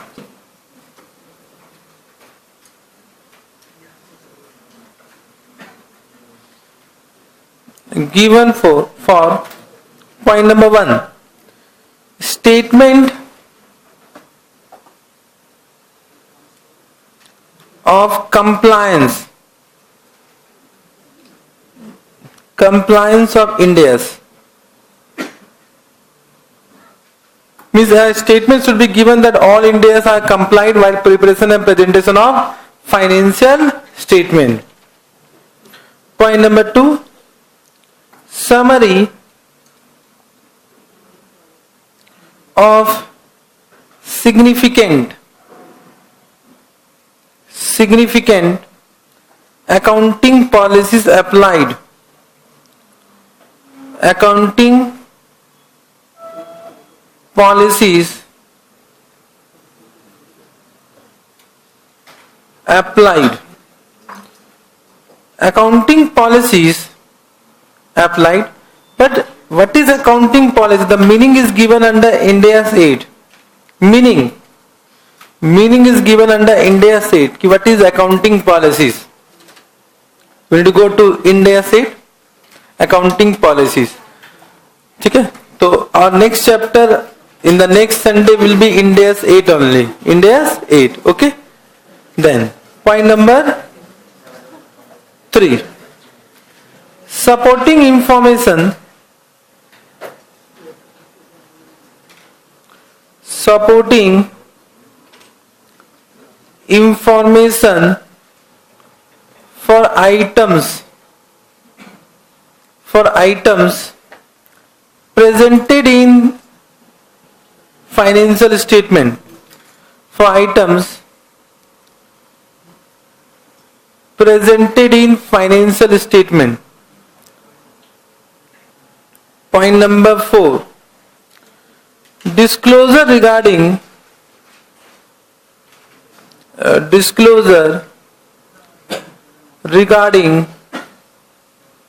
contingent liabilities and unrecognized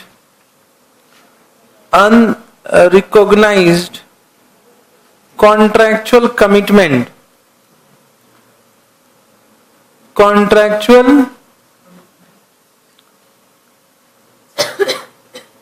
commitments.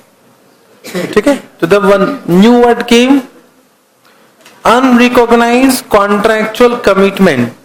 So what is the meaning of contractual commitment? Or we sometimes say capital commitment also to this. So what is the meaning of capital commitment or contractual commitment? Whether it is contingent liability. First point came, whether it is a contingent liability.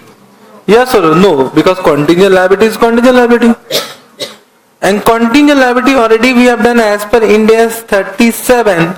So this contractual commitment is not covered under India's 37.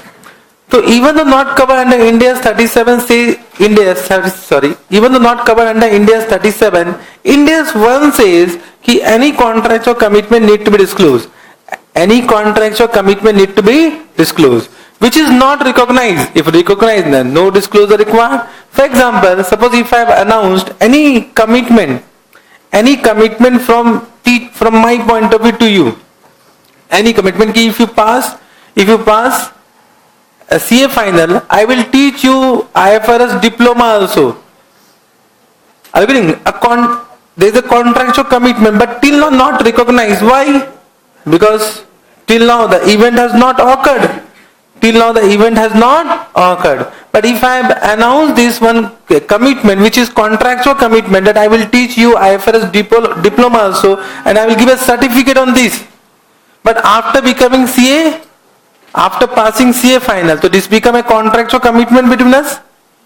Are you getting what I am saying? But it will not be recognized because till now service has not been provided. Till now no service has been provided, but it need to be disclosed if it is a contractual commitment which is not yet recognized. Understood? I have given one example. I think you have understood.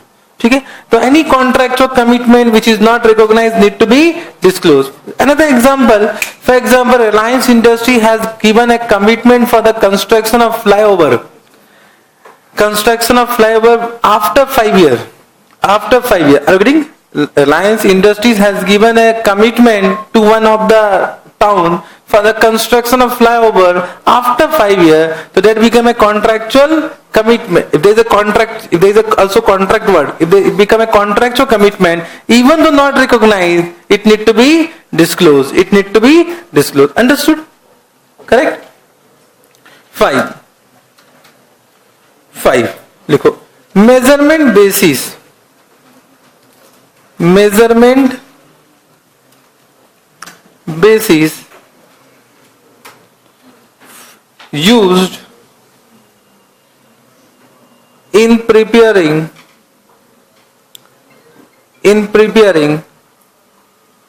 financial statement. Point number 6. Information about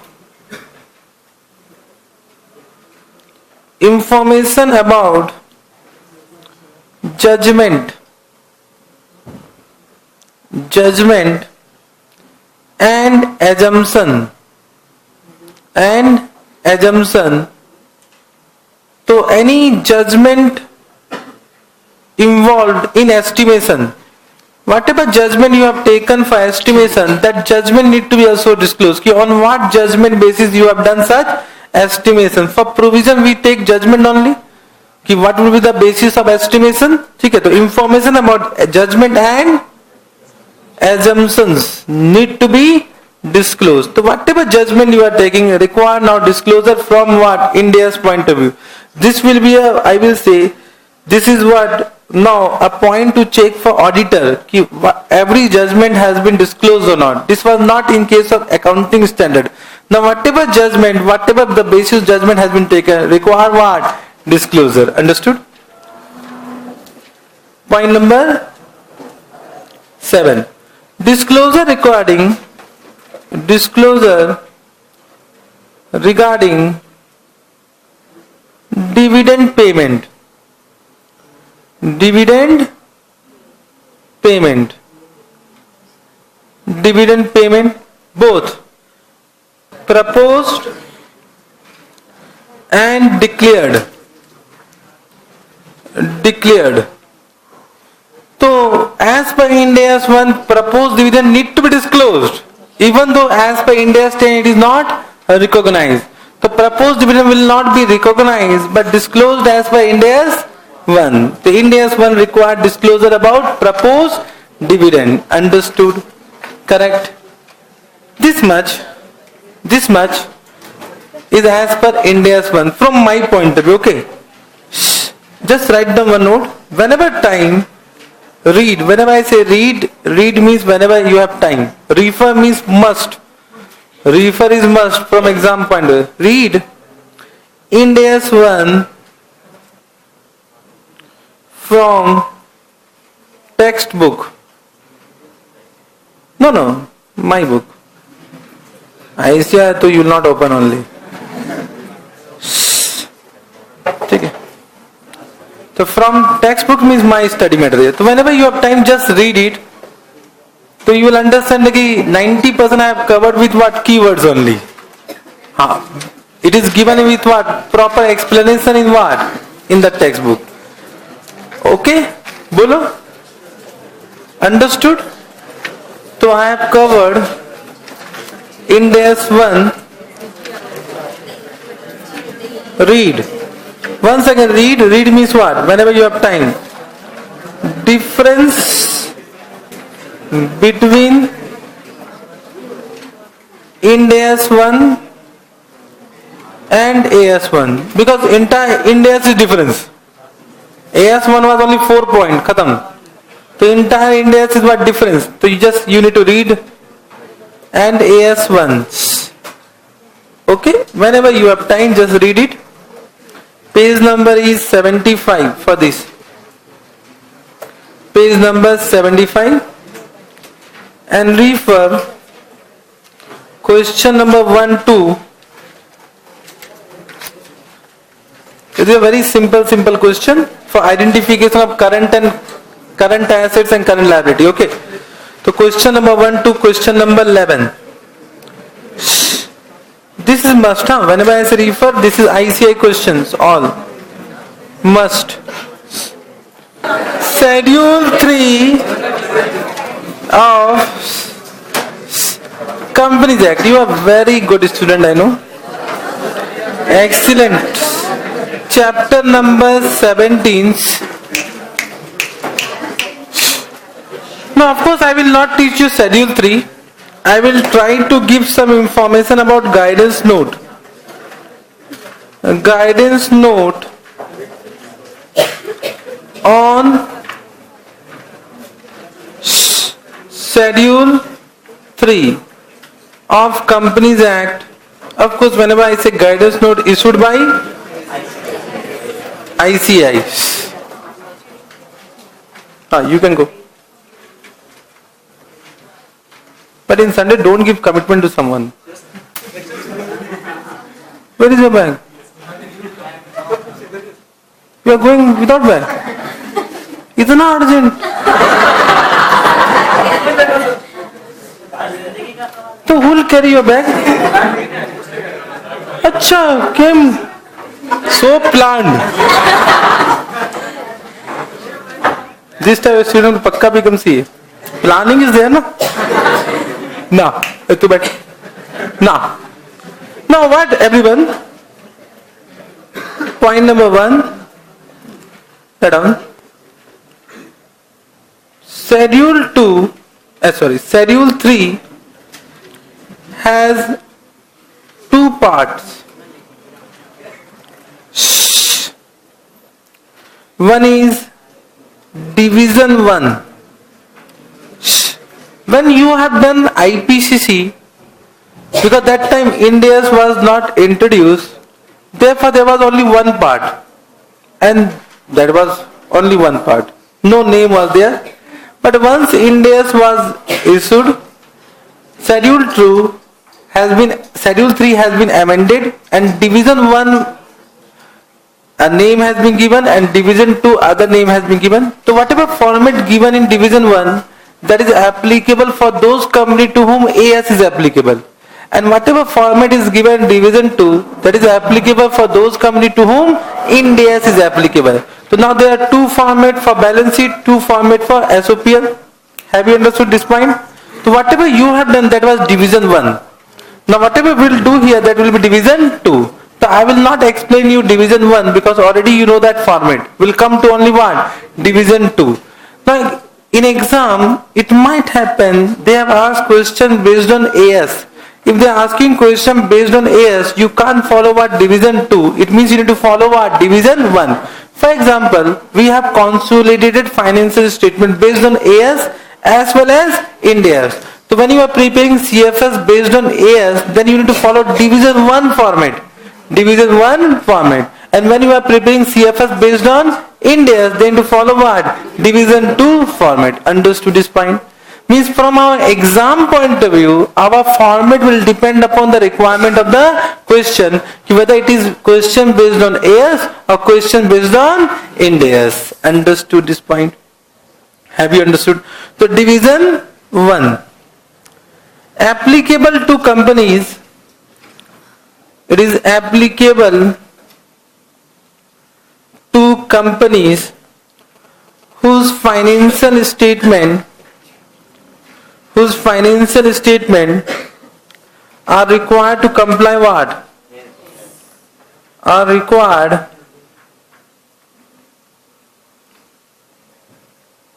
to comply AS.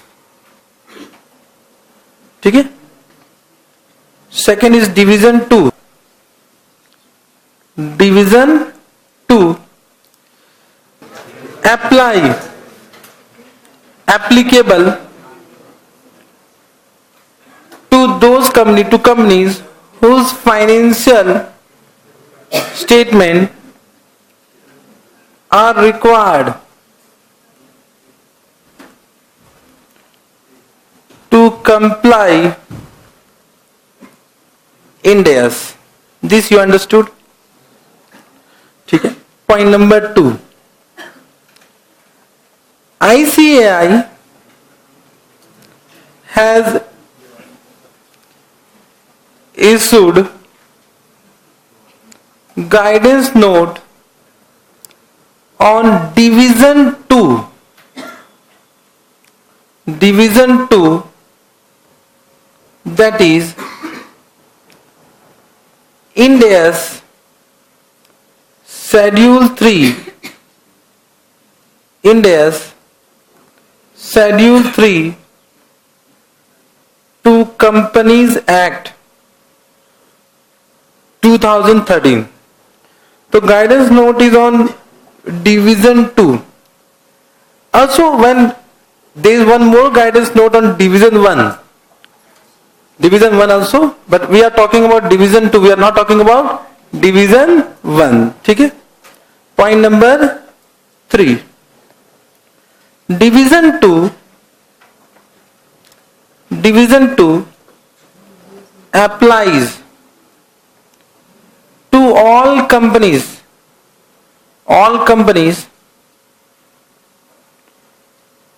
preparing financial statement as per what? India's except point number 1, banking companies. So any banking companies, they will have their specific format as per India's also. Okay? So all banking companies will be also from 1/4/2018, India's is already applicable. So that is for them there is specific India's format. Whatever you have done, that was AS format. Banking company 1 chapter was there, na? So whatever you have done, that was AS based format, which should be now withdrawn. So now in IPCC we should teach what? India's format only, because from 1/4/2018 for every banking company India's is applicable. Banking company, then insurance companies. Similarly, insurance company, but India's will be applicable from 1/4/2020. Electricity company,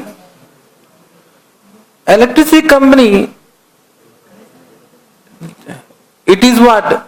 The applicability will be as per normal companies only. But for electricity company might provide an India's format which is not yet drafted. So when drafted, for that company, India's format specific, which has been given as per their act, will be followed. Point number 4, NBFC that adopt India's. So any NBFC which is adopting India's, they will have what? Specific format. Look, main principles. I am just discussing important principles. Point number A.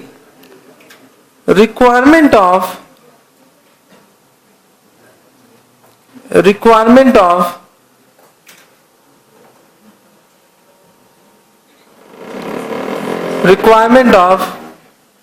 Companies Act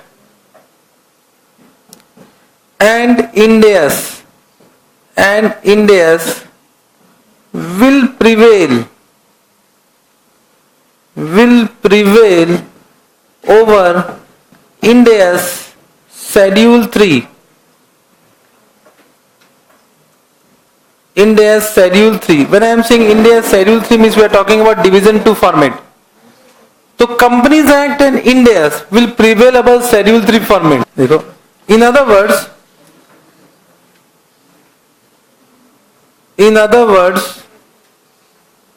India's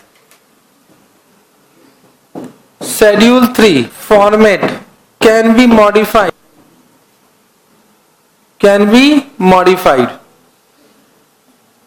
Point number B. Companies will be required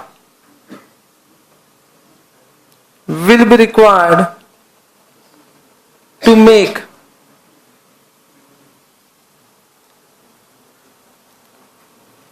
additional disclosure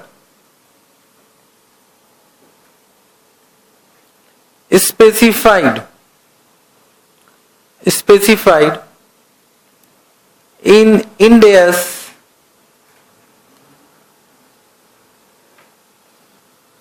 in India's and Companies Act. In addition,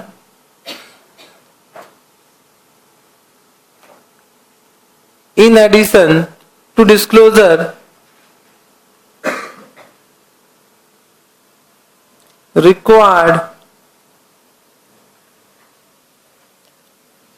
required by what? India's Schedule 3. India's Schedule 3. Means can I say India's has specific disclosure, Companies Act might have a specific disclosure, and Schedule 3 Division 2 might have disclosure. All disclosure need to be given. All disclosure need to be given. ठीक है? Point number C. As per India's 1 liquidity order can be followed, correct, if justified. Already we have done right now. So India's Schedule 3 do not permit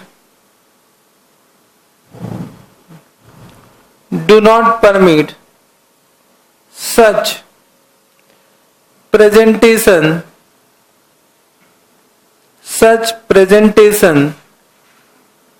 in balance sheet. बताओ which will prevail? India's 1 should prevail?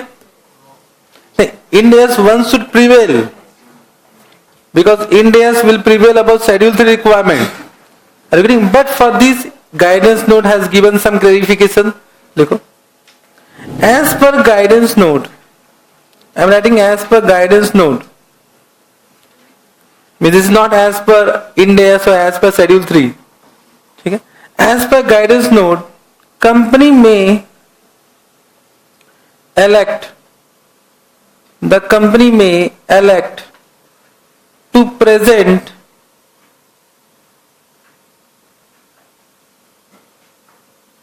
items in the order of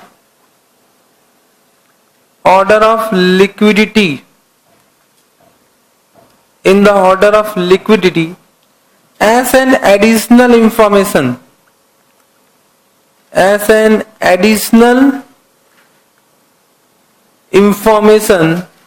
where in notes to account. So this guidance has been given. So with this guidance your Schedule 3 is also applicable and India's 1 is also applicable. So they said ki you should present liquidity order but as a note, as an additional information. Correct? Understood this point? Point number D.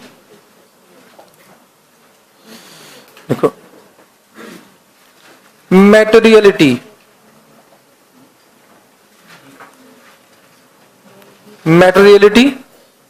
Is that down? And items which individually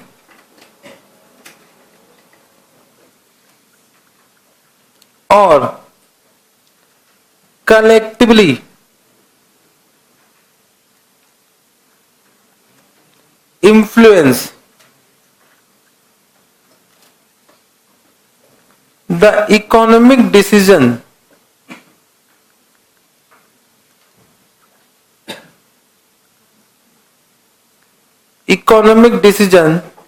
of what? User should be disclosed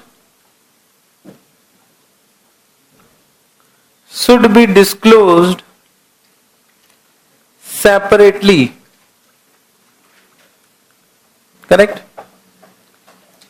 Individually or what? Collectively. Means it might happen there are small spare parts. Individually it might be immaterial, but collectively it might be what? material, so that need to be disclosed as an inventory separately. Spare part might be inventory, we have done under India 16. So if they are small part, collectively they are material items, so that require a separate disclosure. Separate disclosure, correct? Understood? This point? Materiality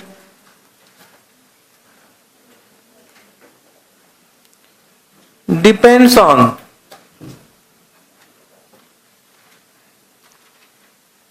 size and nature of items. Nature of items which should be judged. We should be judged based on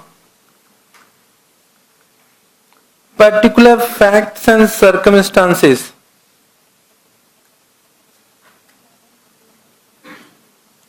Facts and circumstances. Means it might happen one item might be material for one entity but immaterial for other entity because depends upon the particular facts and circumstances. Are you getting what I am saying? So particular facts and circumstances. Understood? For example, I will say premium paid. Premium paid by one company, the amount if it is immaterial can be clubbed with other expense. We write down as other expense. But for insurance company, this become premium main income. You can't say we write down other income. The premium paid and premium received might be material or immaterial depending upon what? Facts and circumstances. It might be immaterial for the what? Customer, material for what? Insurance company. Understood this point below? ठीक है? Point number E. देखो, terms used in India's Schedule 3 should have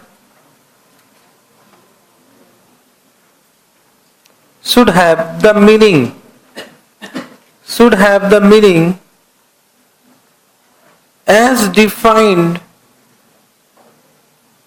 as defined in India's.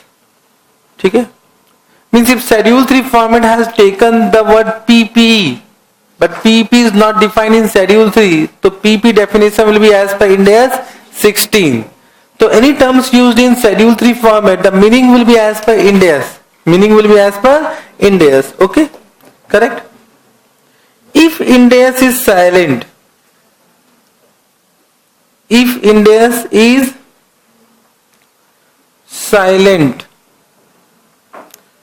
meaning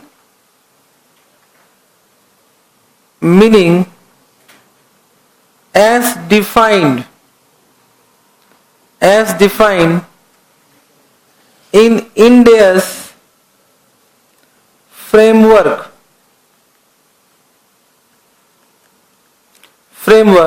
issued by ICAI will be considered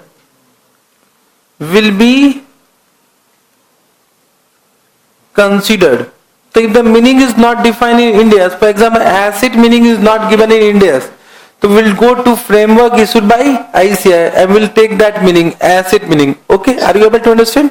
Correct? Okay. Already we have done this framework chapter. Then, if framework is also silent, however, if any terms are not defined in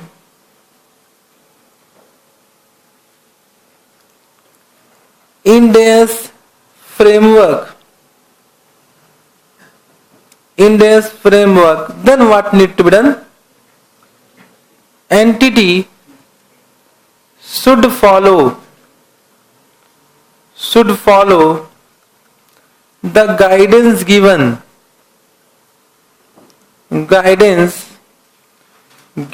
under Ind AS 8. Now what guidance is given under Ind AS 8 we'll discuss under Ind AS 8. Understood? So these are rules to identify what is the meaning of an item. First we'll go to Ind AS. If Ind AS is silent, we'll go to framework issued by ICAI. Ind AS framework issued by ICAI. If that is also silent, we'll go to guidance given by Ind AS 8. Now what guidance is given by Ind AS 8? We'll go to Ind AS 8 only. Welcome? Understood this point? So this special point I have discussed about the guidance note. Okay? Now, coming to point number 5. Format.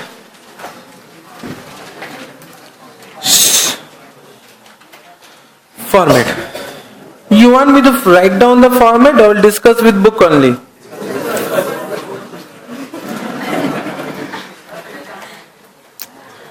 You want me to write down or we'll discuss? Pakka? Dekh lo. Then don't say ki teacher is not teaching well. You want me to write down or you want to discuss? We'll discuss with the book. Discuss with the book. Chalo. Formats. As per division 2. We'll discuss with book only. So I will take 2 hours then, huh? Part 1. No, I will complete today only. Part 1. Balance sheet. Balance sheet format is given. And point number B. Statement of changes in equity also given in part 1. Then part 2. They have given the format of what? Statement of PL. So let us come to book only. We'll discuss, don't worry. I will make you memorize here only in the class.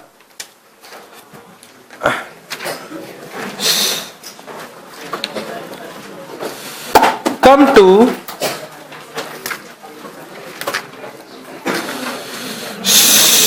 page number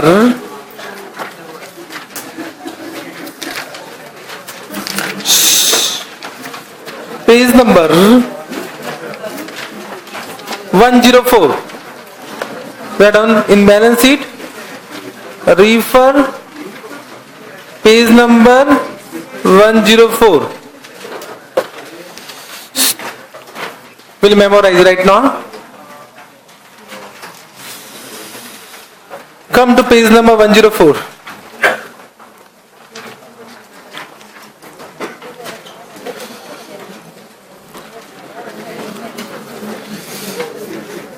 Everyone have book? You don't have book? Huh? Everyone have book? Bolo. Pakka.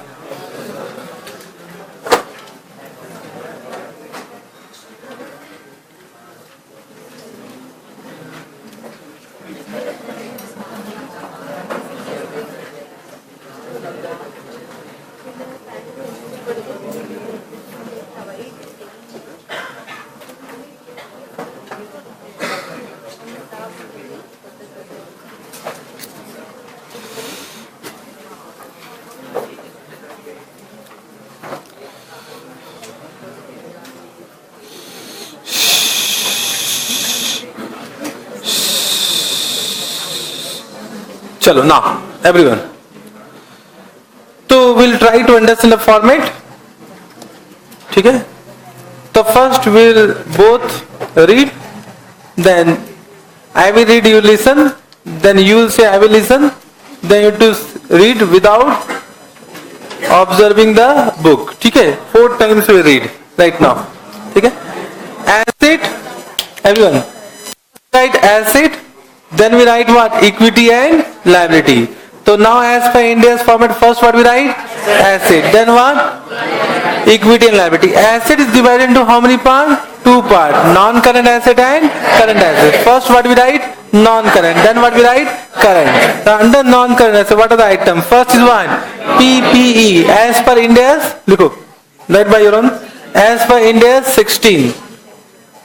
So first is what? PP. As per Ind AS 16. Likh rahe? Then what? Capital WIP. This is also as per as 16. Capital WIP means what? Self-constructed PP which is not yet constructed. ठीक है? So capital WIP. After PP we write what? Capital WIP. Then investment property as per Ind AS 40. Goodwill as per Ind AS 103. Business combination. Goodwill 103. Goodwill 103. So first is what? PP, then what? Capital WIP, then what? Investment property, then what? Goodwill, then other intangible asset as per Ind AS 38. As per Ind AS 38. Okay, then intangible asset under development. Development phase, you remember?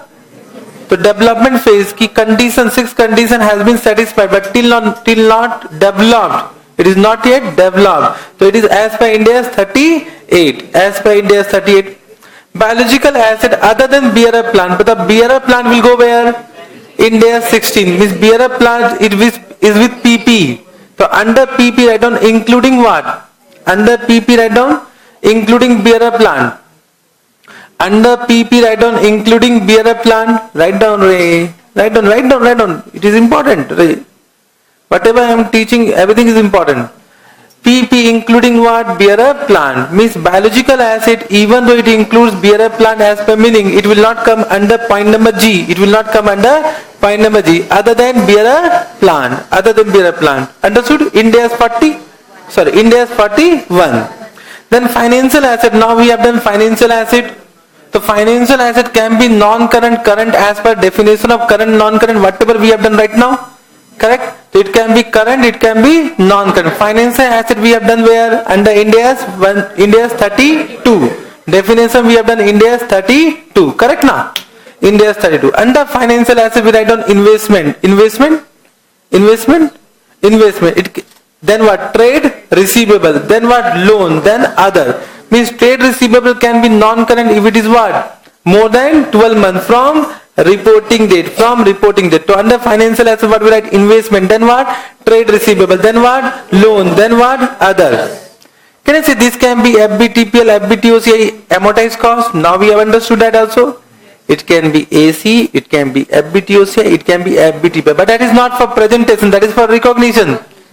For presentation, current, non-current. Are you understood? But means in this we don't write FBTPL, etc. That is for recognition and measurement. Then deferred tax asset will be always non-current.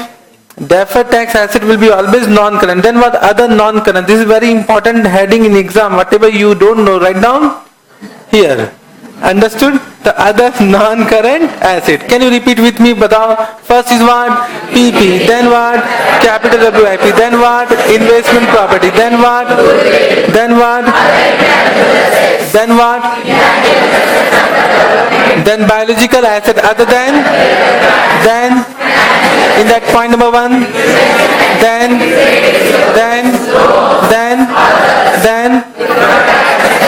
then ho gaya. Then next point, deferred tax asset, then other non-current asset. Understood? Deferred tax asset write down as per Ind AS 12. Deferred tax asset write down as per Ind AS 12. So you can see for every item we have some specific Ind AS. Other non-current asset, it has no Ind AS, that will come here. Current asset, now we'll come to current asset. Current asset will start with inventory. Ind AS 2. It will be always current.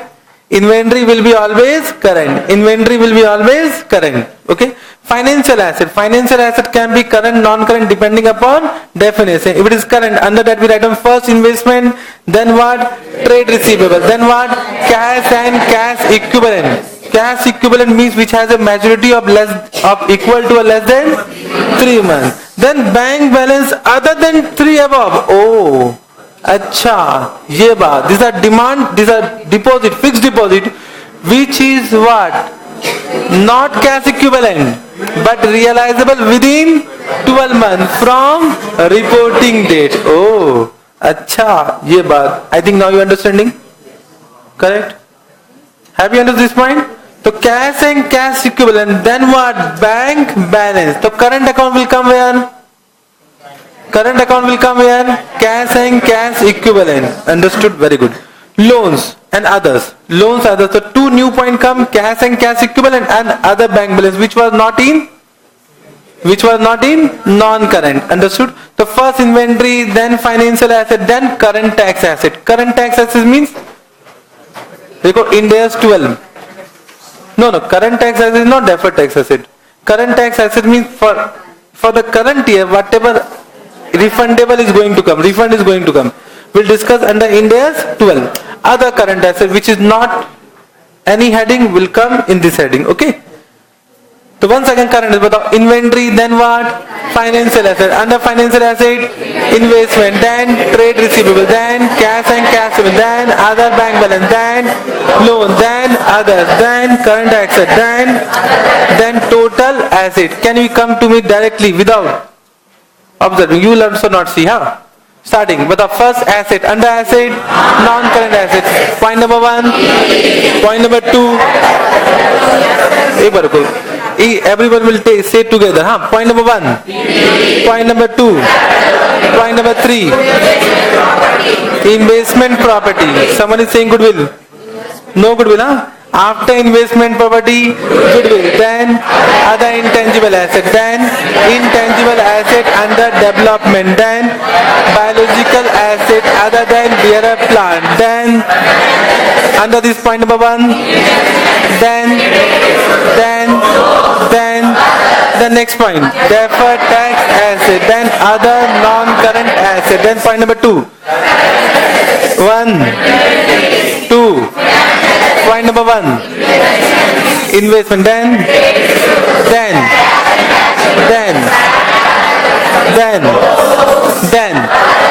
point number 3, then total asset. Then we'll come to what? Liabilities. Equity and liabilities. Equity and liabilities. Equity. So here there are 3 parts. First equity, then non-current liability, then current liability. 3 parts. First equity, then non-current liability, then current liability. Under equity there are 2 points. Equity share capital and other equity. Internationally it is equity and other equity. In India they have written equity share capital. Understood why? Because of Companies Act. If Companies Act will change, this format will change. Understood? So equity share capital and other equity. Very simple. Then coming to liabilities. First is non-current liability. Under this first is financial liability. Now you know what is financial liability? Financial liability as per India's 32. Equity also write down as per India's 32. Equity instrument we have done now. As per India's 32. Financial liability as per India's 32. Meaning has been given under India's 32. Recognition and measurement is as per India's 109. So under financial liability, first we write borrowing. This is a non-current. If more than 12 months, non-current. So borrowing, then trade payable, then other financial liability. Only this other financial liability, which are not borrowing, which are not trade payable, will come यहाँ पर. Are you getting? So this you understood. Then provision. This is long-term provision. For example, provision for gratuity will come यहाँ पर. For example, provision for gratuity, it is repayable at a time. It is payable at a time of retirement of employee. The provision for gratuity will come there. Then deferred tax liability. Deferred tax liability will be always non-current. Then other non-current liability. Very simple liability. Batao, liability. First is what? Liability. Non-current liability. First is what? Financial liability. Under that, borrowing. Then trade payable. Then other financial liability. Then provision. Then deferred tax liability. Then other non-current liability. Current liability, similar to that, financial liability. This is current portion. So financial liability. First borrowing. Then trade payable, then other financial liability. Okay? Means can I say borrowing might have 2 parts. There may be some amount which is payable after 12 months and there is some amount which is payable within 12 months. So within 12 months will come in current. After 12 months will go to what? Non-current. Understood? Then other current liabilities, thoda sa yahan par they have changed the order. I also don't know why.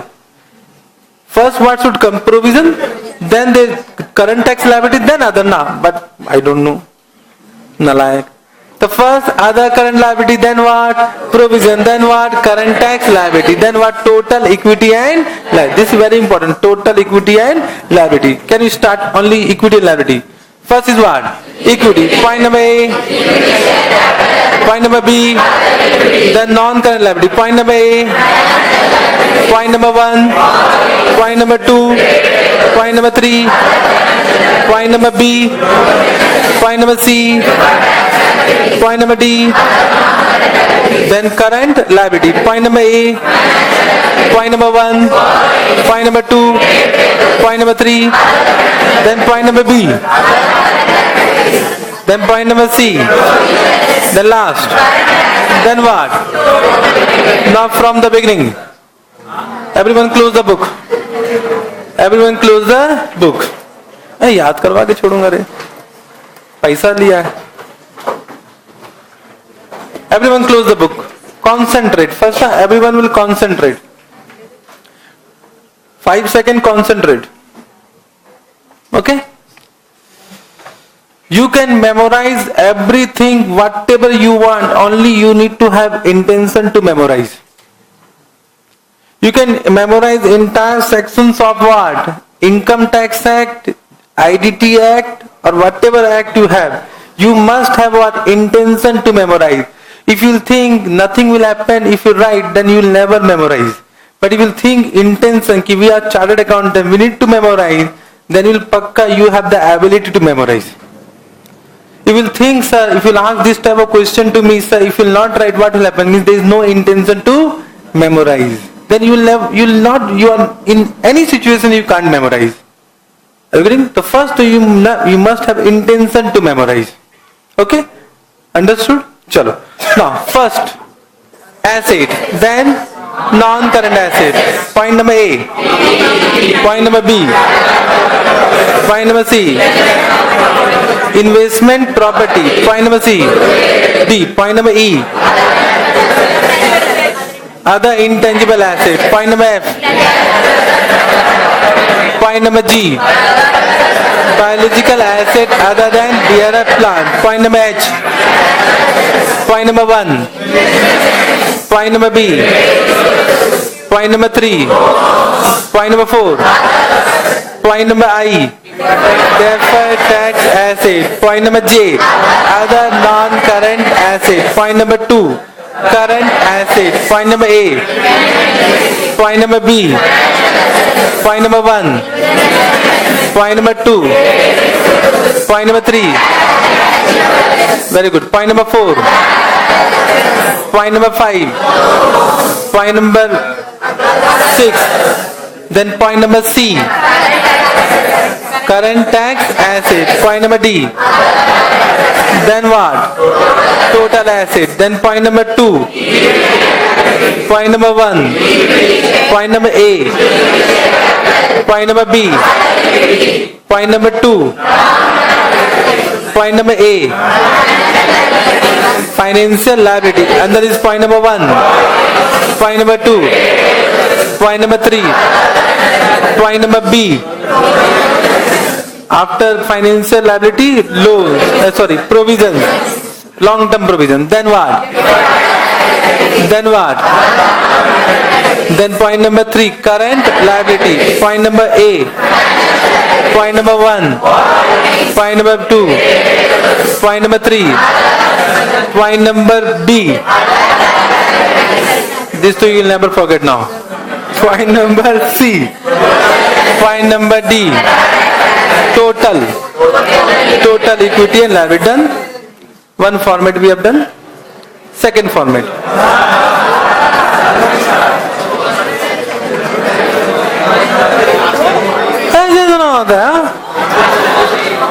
अरे देखो इतना मेहनत से only 5 minutes left ले. I will teach till this format is completed. Only 15 minutes is required. Can't you give me 15 minutes? 1-5, not 5-0. 1-5, only 1-5. Achha, I will do early SOPL. SOC I will do in the next Sunday, okay? SOC I will do in next Sunday. SOPL let me do. It is similar to what? IPCC format. similar to IPCC format. Write down refer page number 117. Okay, Soke will do in the next Sunday. Soke means similar, huh? First, if you remember division 1 format similar, only one changes or two changes there. One is OCI, one is X. There is no EOI now. Okay? Now, first is point number 1, revenue from operation. That is India's 115. India's 115, but it might happen for November attempt. India's 18 is applicable.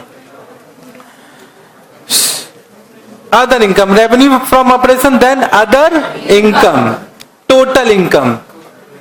So only two head. Then point number 4 is expense. Sorry. Point number 4, expense. Under expense, they have given classification based on nature or function. Nature. First is what? Cost of material consumed. When I say consume, this is opening stock of raw material plus purchase of raw material minus closing stock of raw material. Means this is only for manufacturing. For trading, this will not come. For trading, this will not come. The cost of material consumed plus purchase of stock in trade. This is for trading.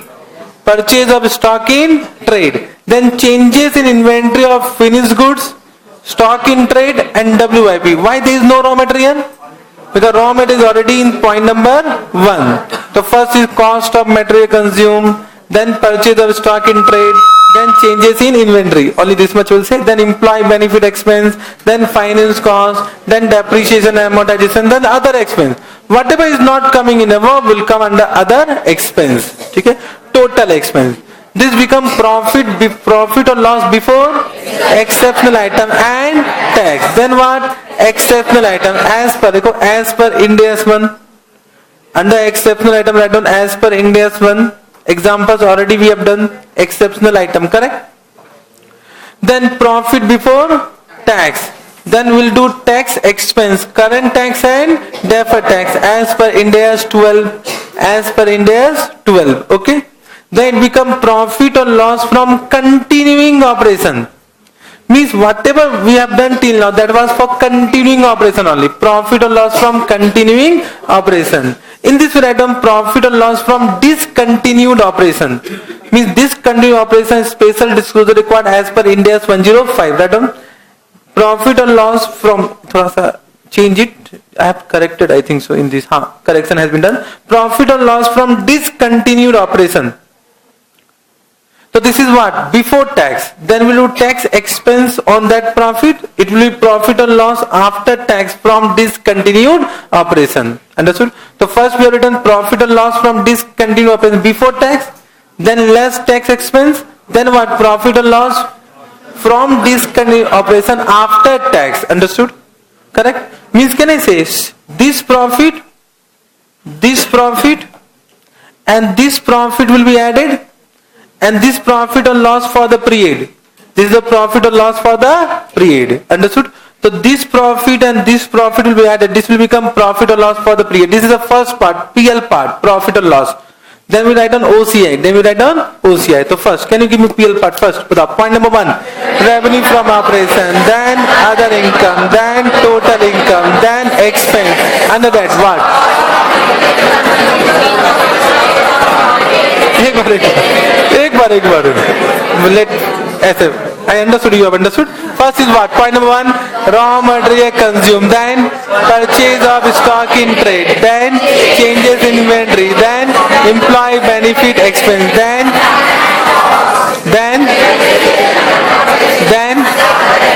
total expense, then profit before exceptional item and tax, then exceptional item, then profit before tax, then tax expense. Point number 1, current tax. Point number 2, deferred tax. That is profit or loss from continuing operation. Then we write down profit or loss from discontinued operation before tax, less profit or loss from after tax. Then we'll add, it will become profit or loss for the period. Easy. Then you can see we'll add other comprehensive income, two two part. Item that will be reclassified to PL and their income tax. In income tax, write down refer what? Ind AS 12. Every income tax is now as per Ind AS 12. So item that will be reclassified to PL. Understood? Reclassified? Recycled to PL. Understood? And income tax. Income tax is as per Ind AS 12. Just write down income tax refer Ind AS 12. Then item that will be reclassified to PL. Income tax. Income tax. So this become OCI. Okay? So total comprehensive income will be the sum total of what? This plus what? Other comprehensive income will become what? Total comprehensive income. Then we'll disclose earning per share. Earning per share, I will not just isko likh lo. We'll understand this earning per share where? In Ind AS 33.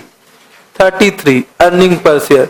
So earning per share basic, diluted, for continuing, for discontinued, for total, everything need to be disclosed. So we'll discuss this part where under Ind AS 33. Can you repeat 1 second for me? Last time. Start karo. Revenue from operation, then other income, then total income, then expense. Point number 1, cost of raw material consumed, then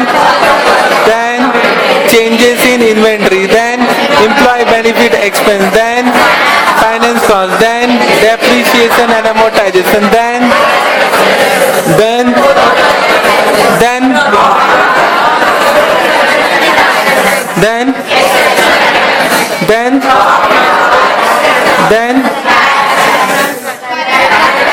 current tax, deferred tax, then profit or loss from continuing operation, then profit or loss before tax from discontinued operation, less then profit or loss after tax from discontinued operation, then total profit or loss for the period. Then we write on OCI. First, item which are not reclassified to PL, then they are tax expense.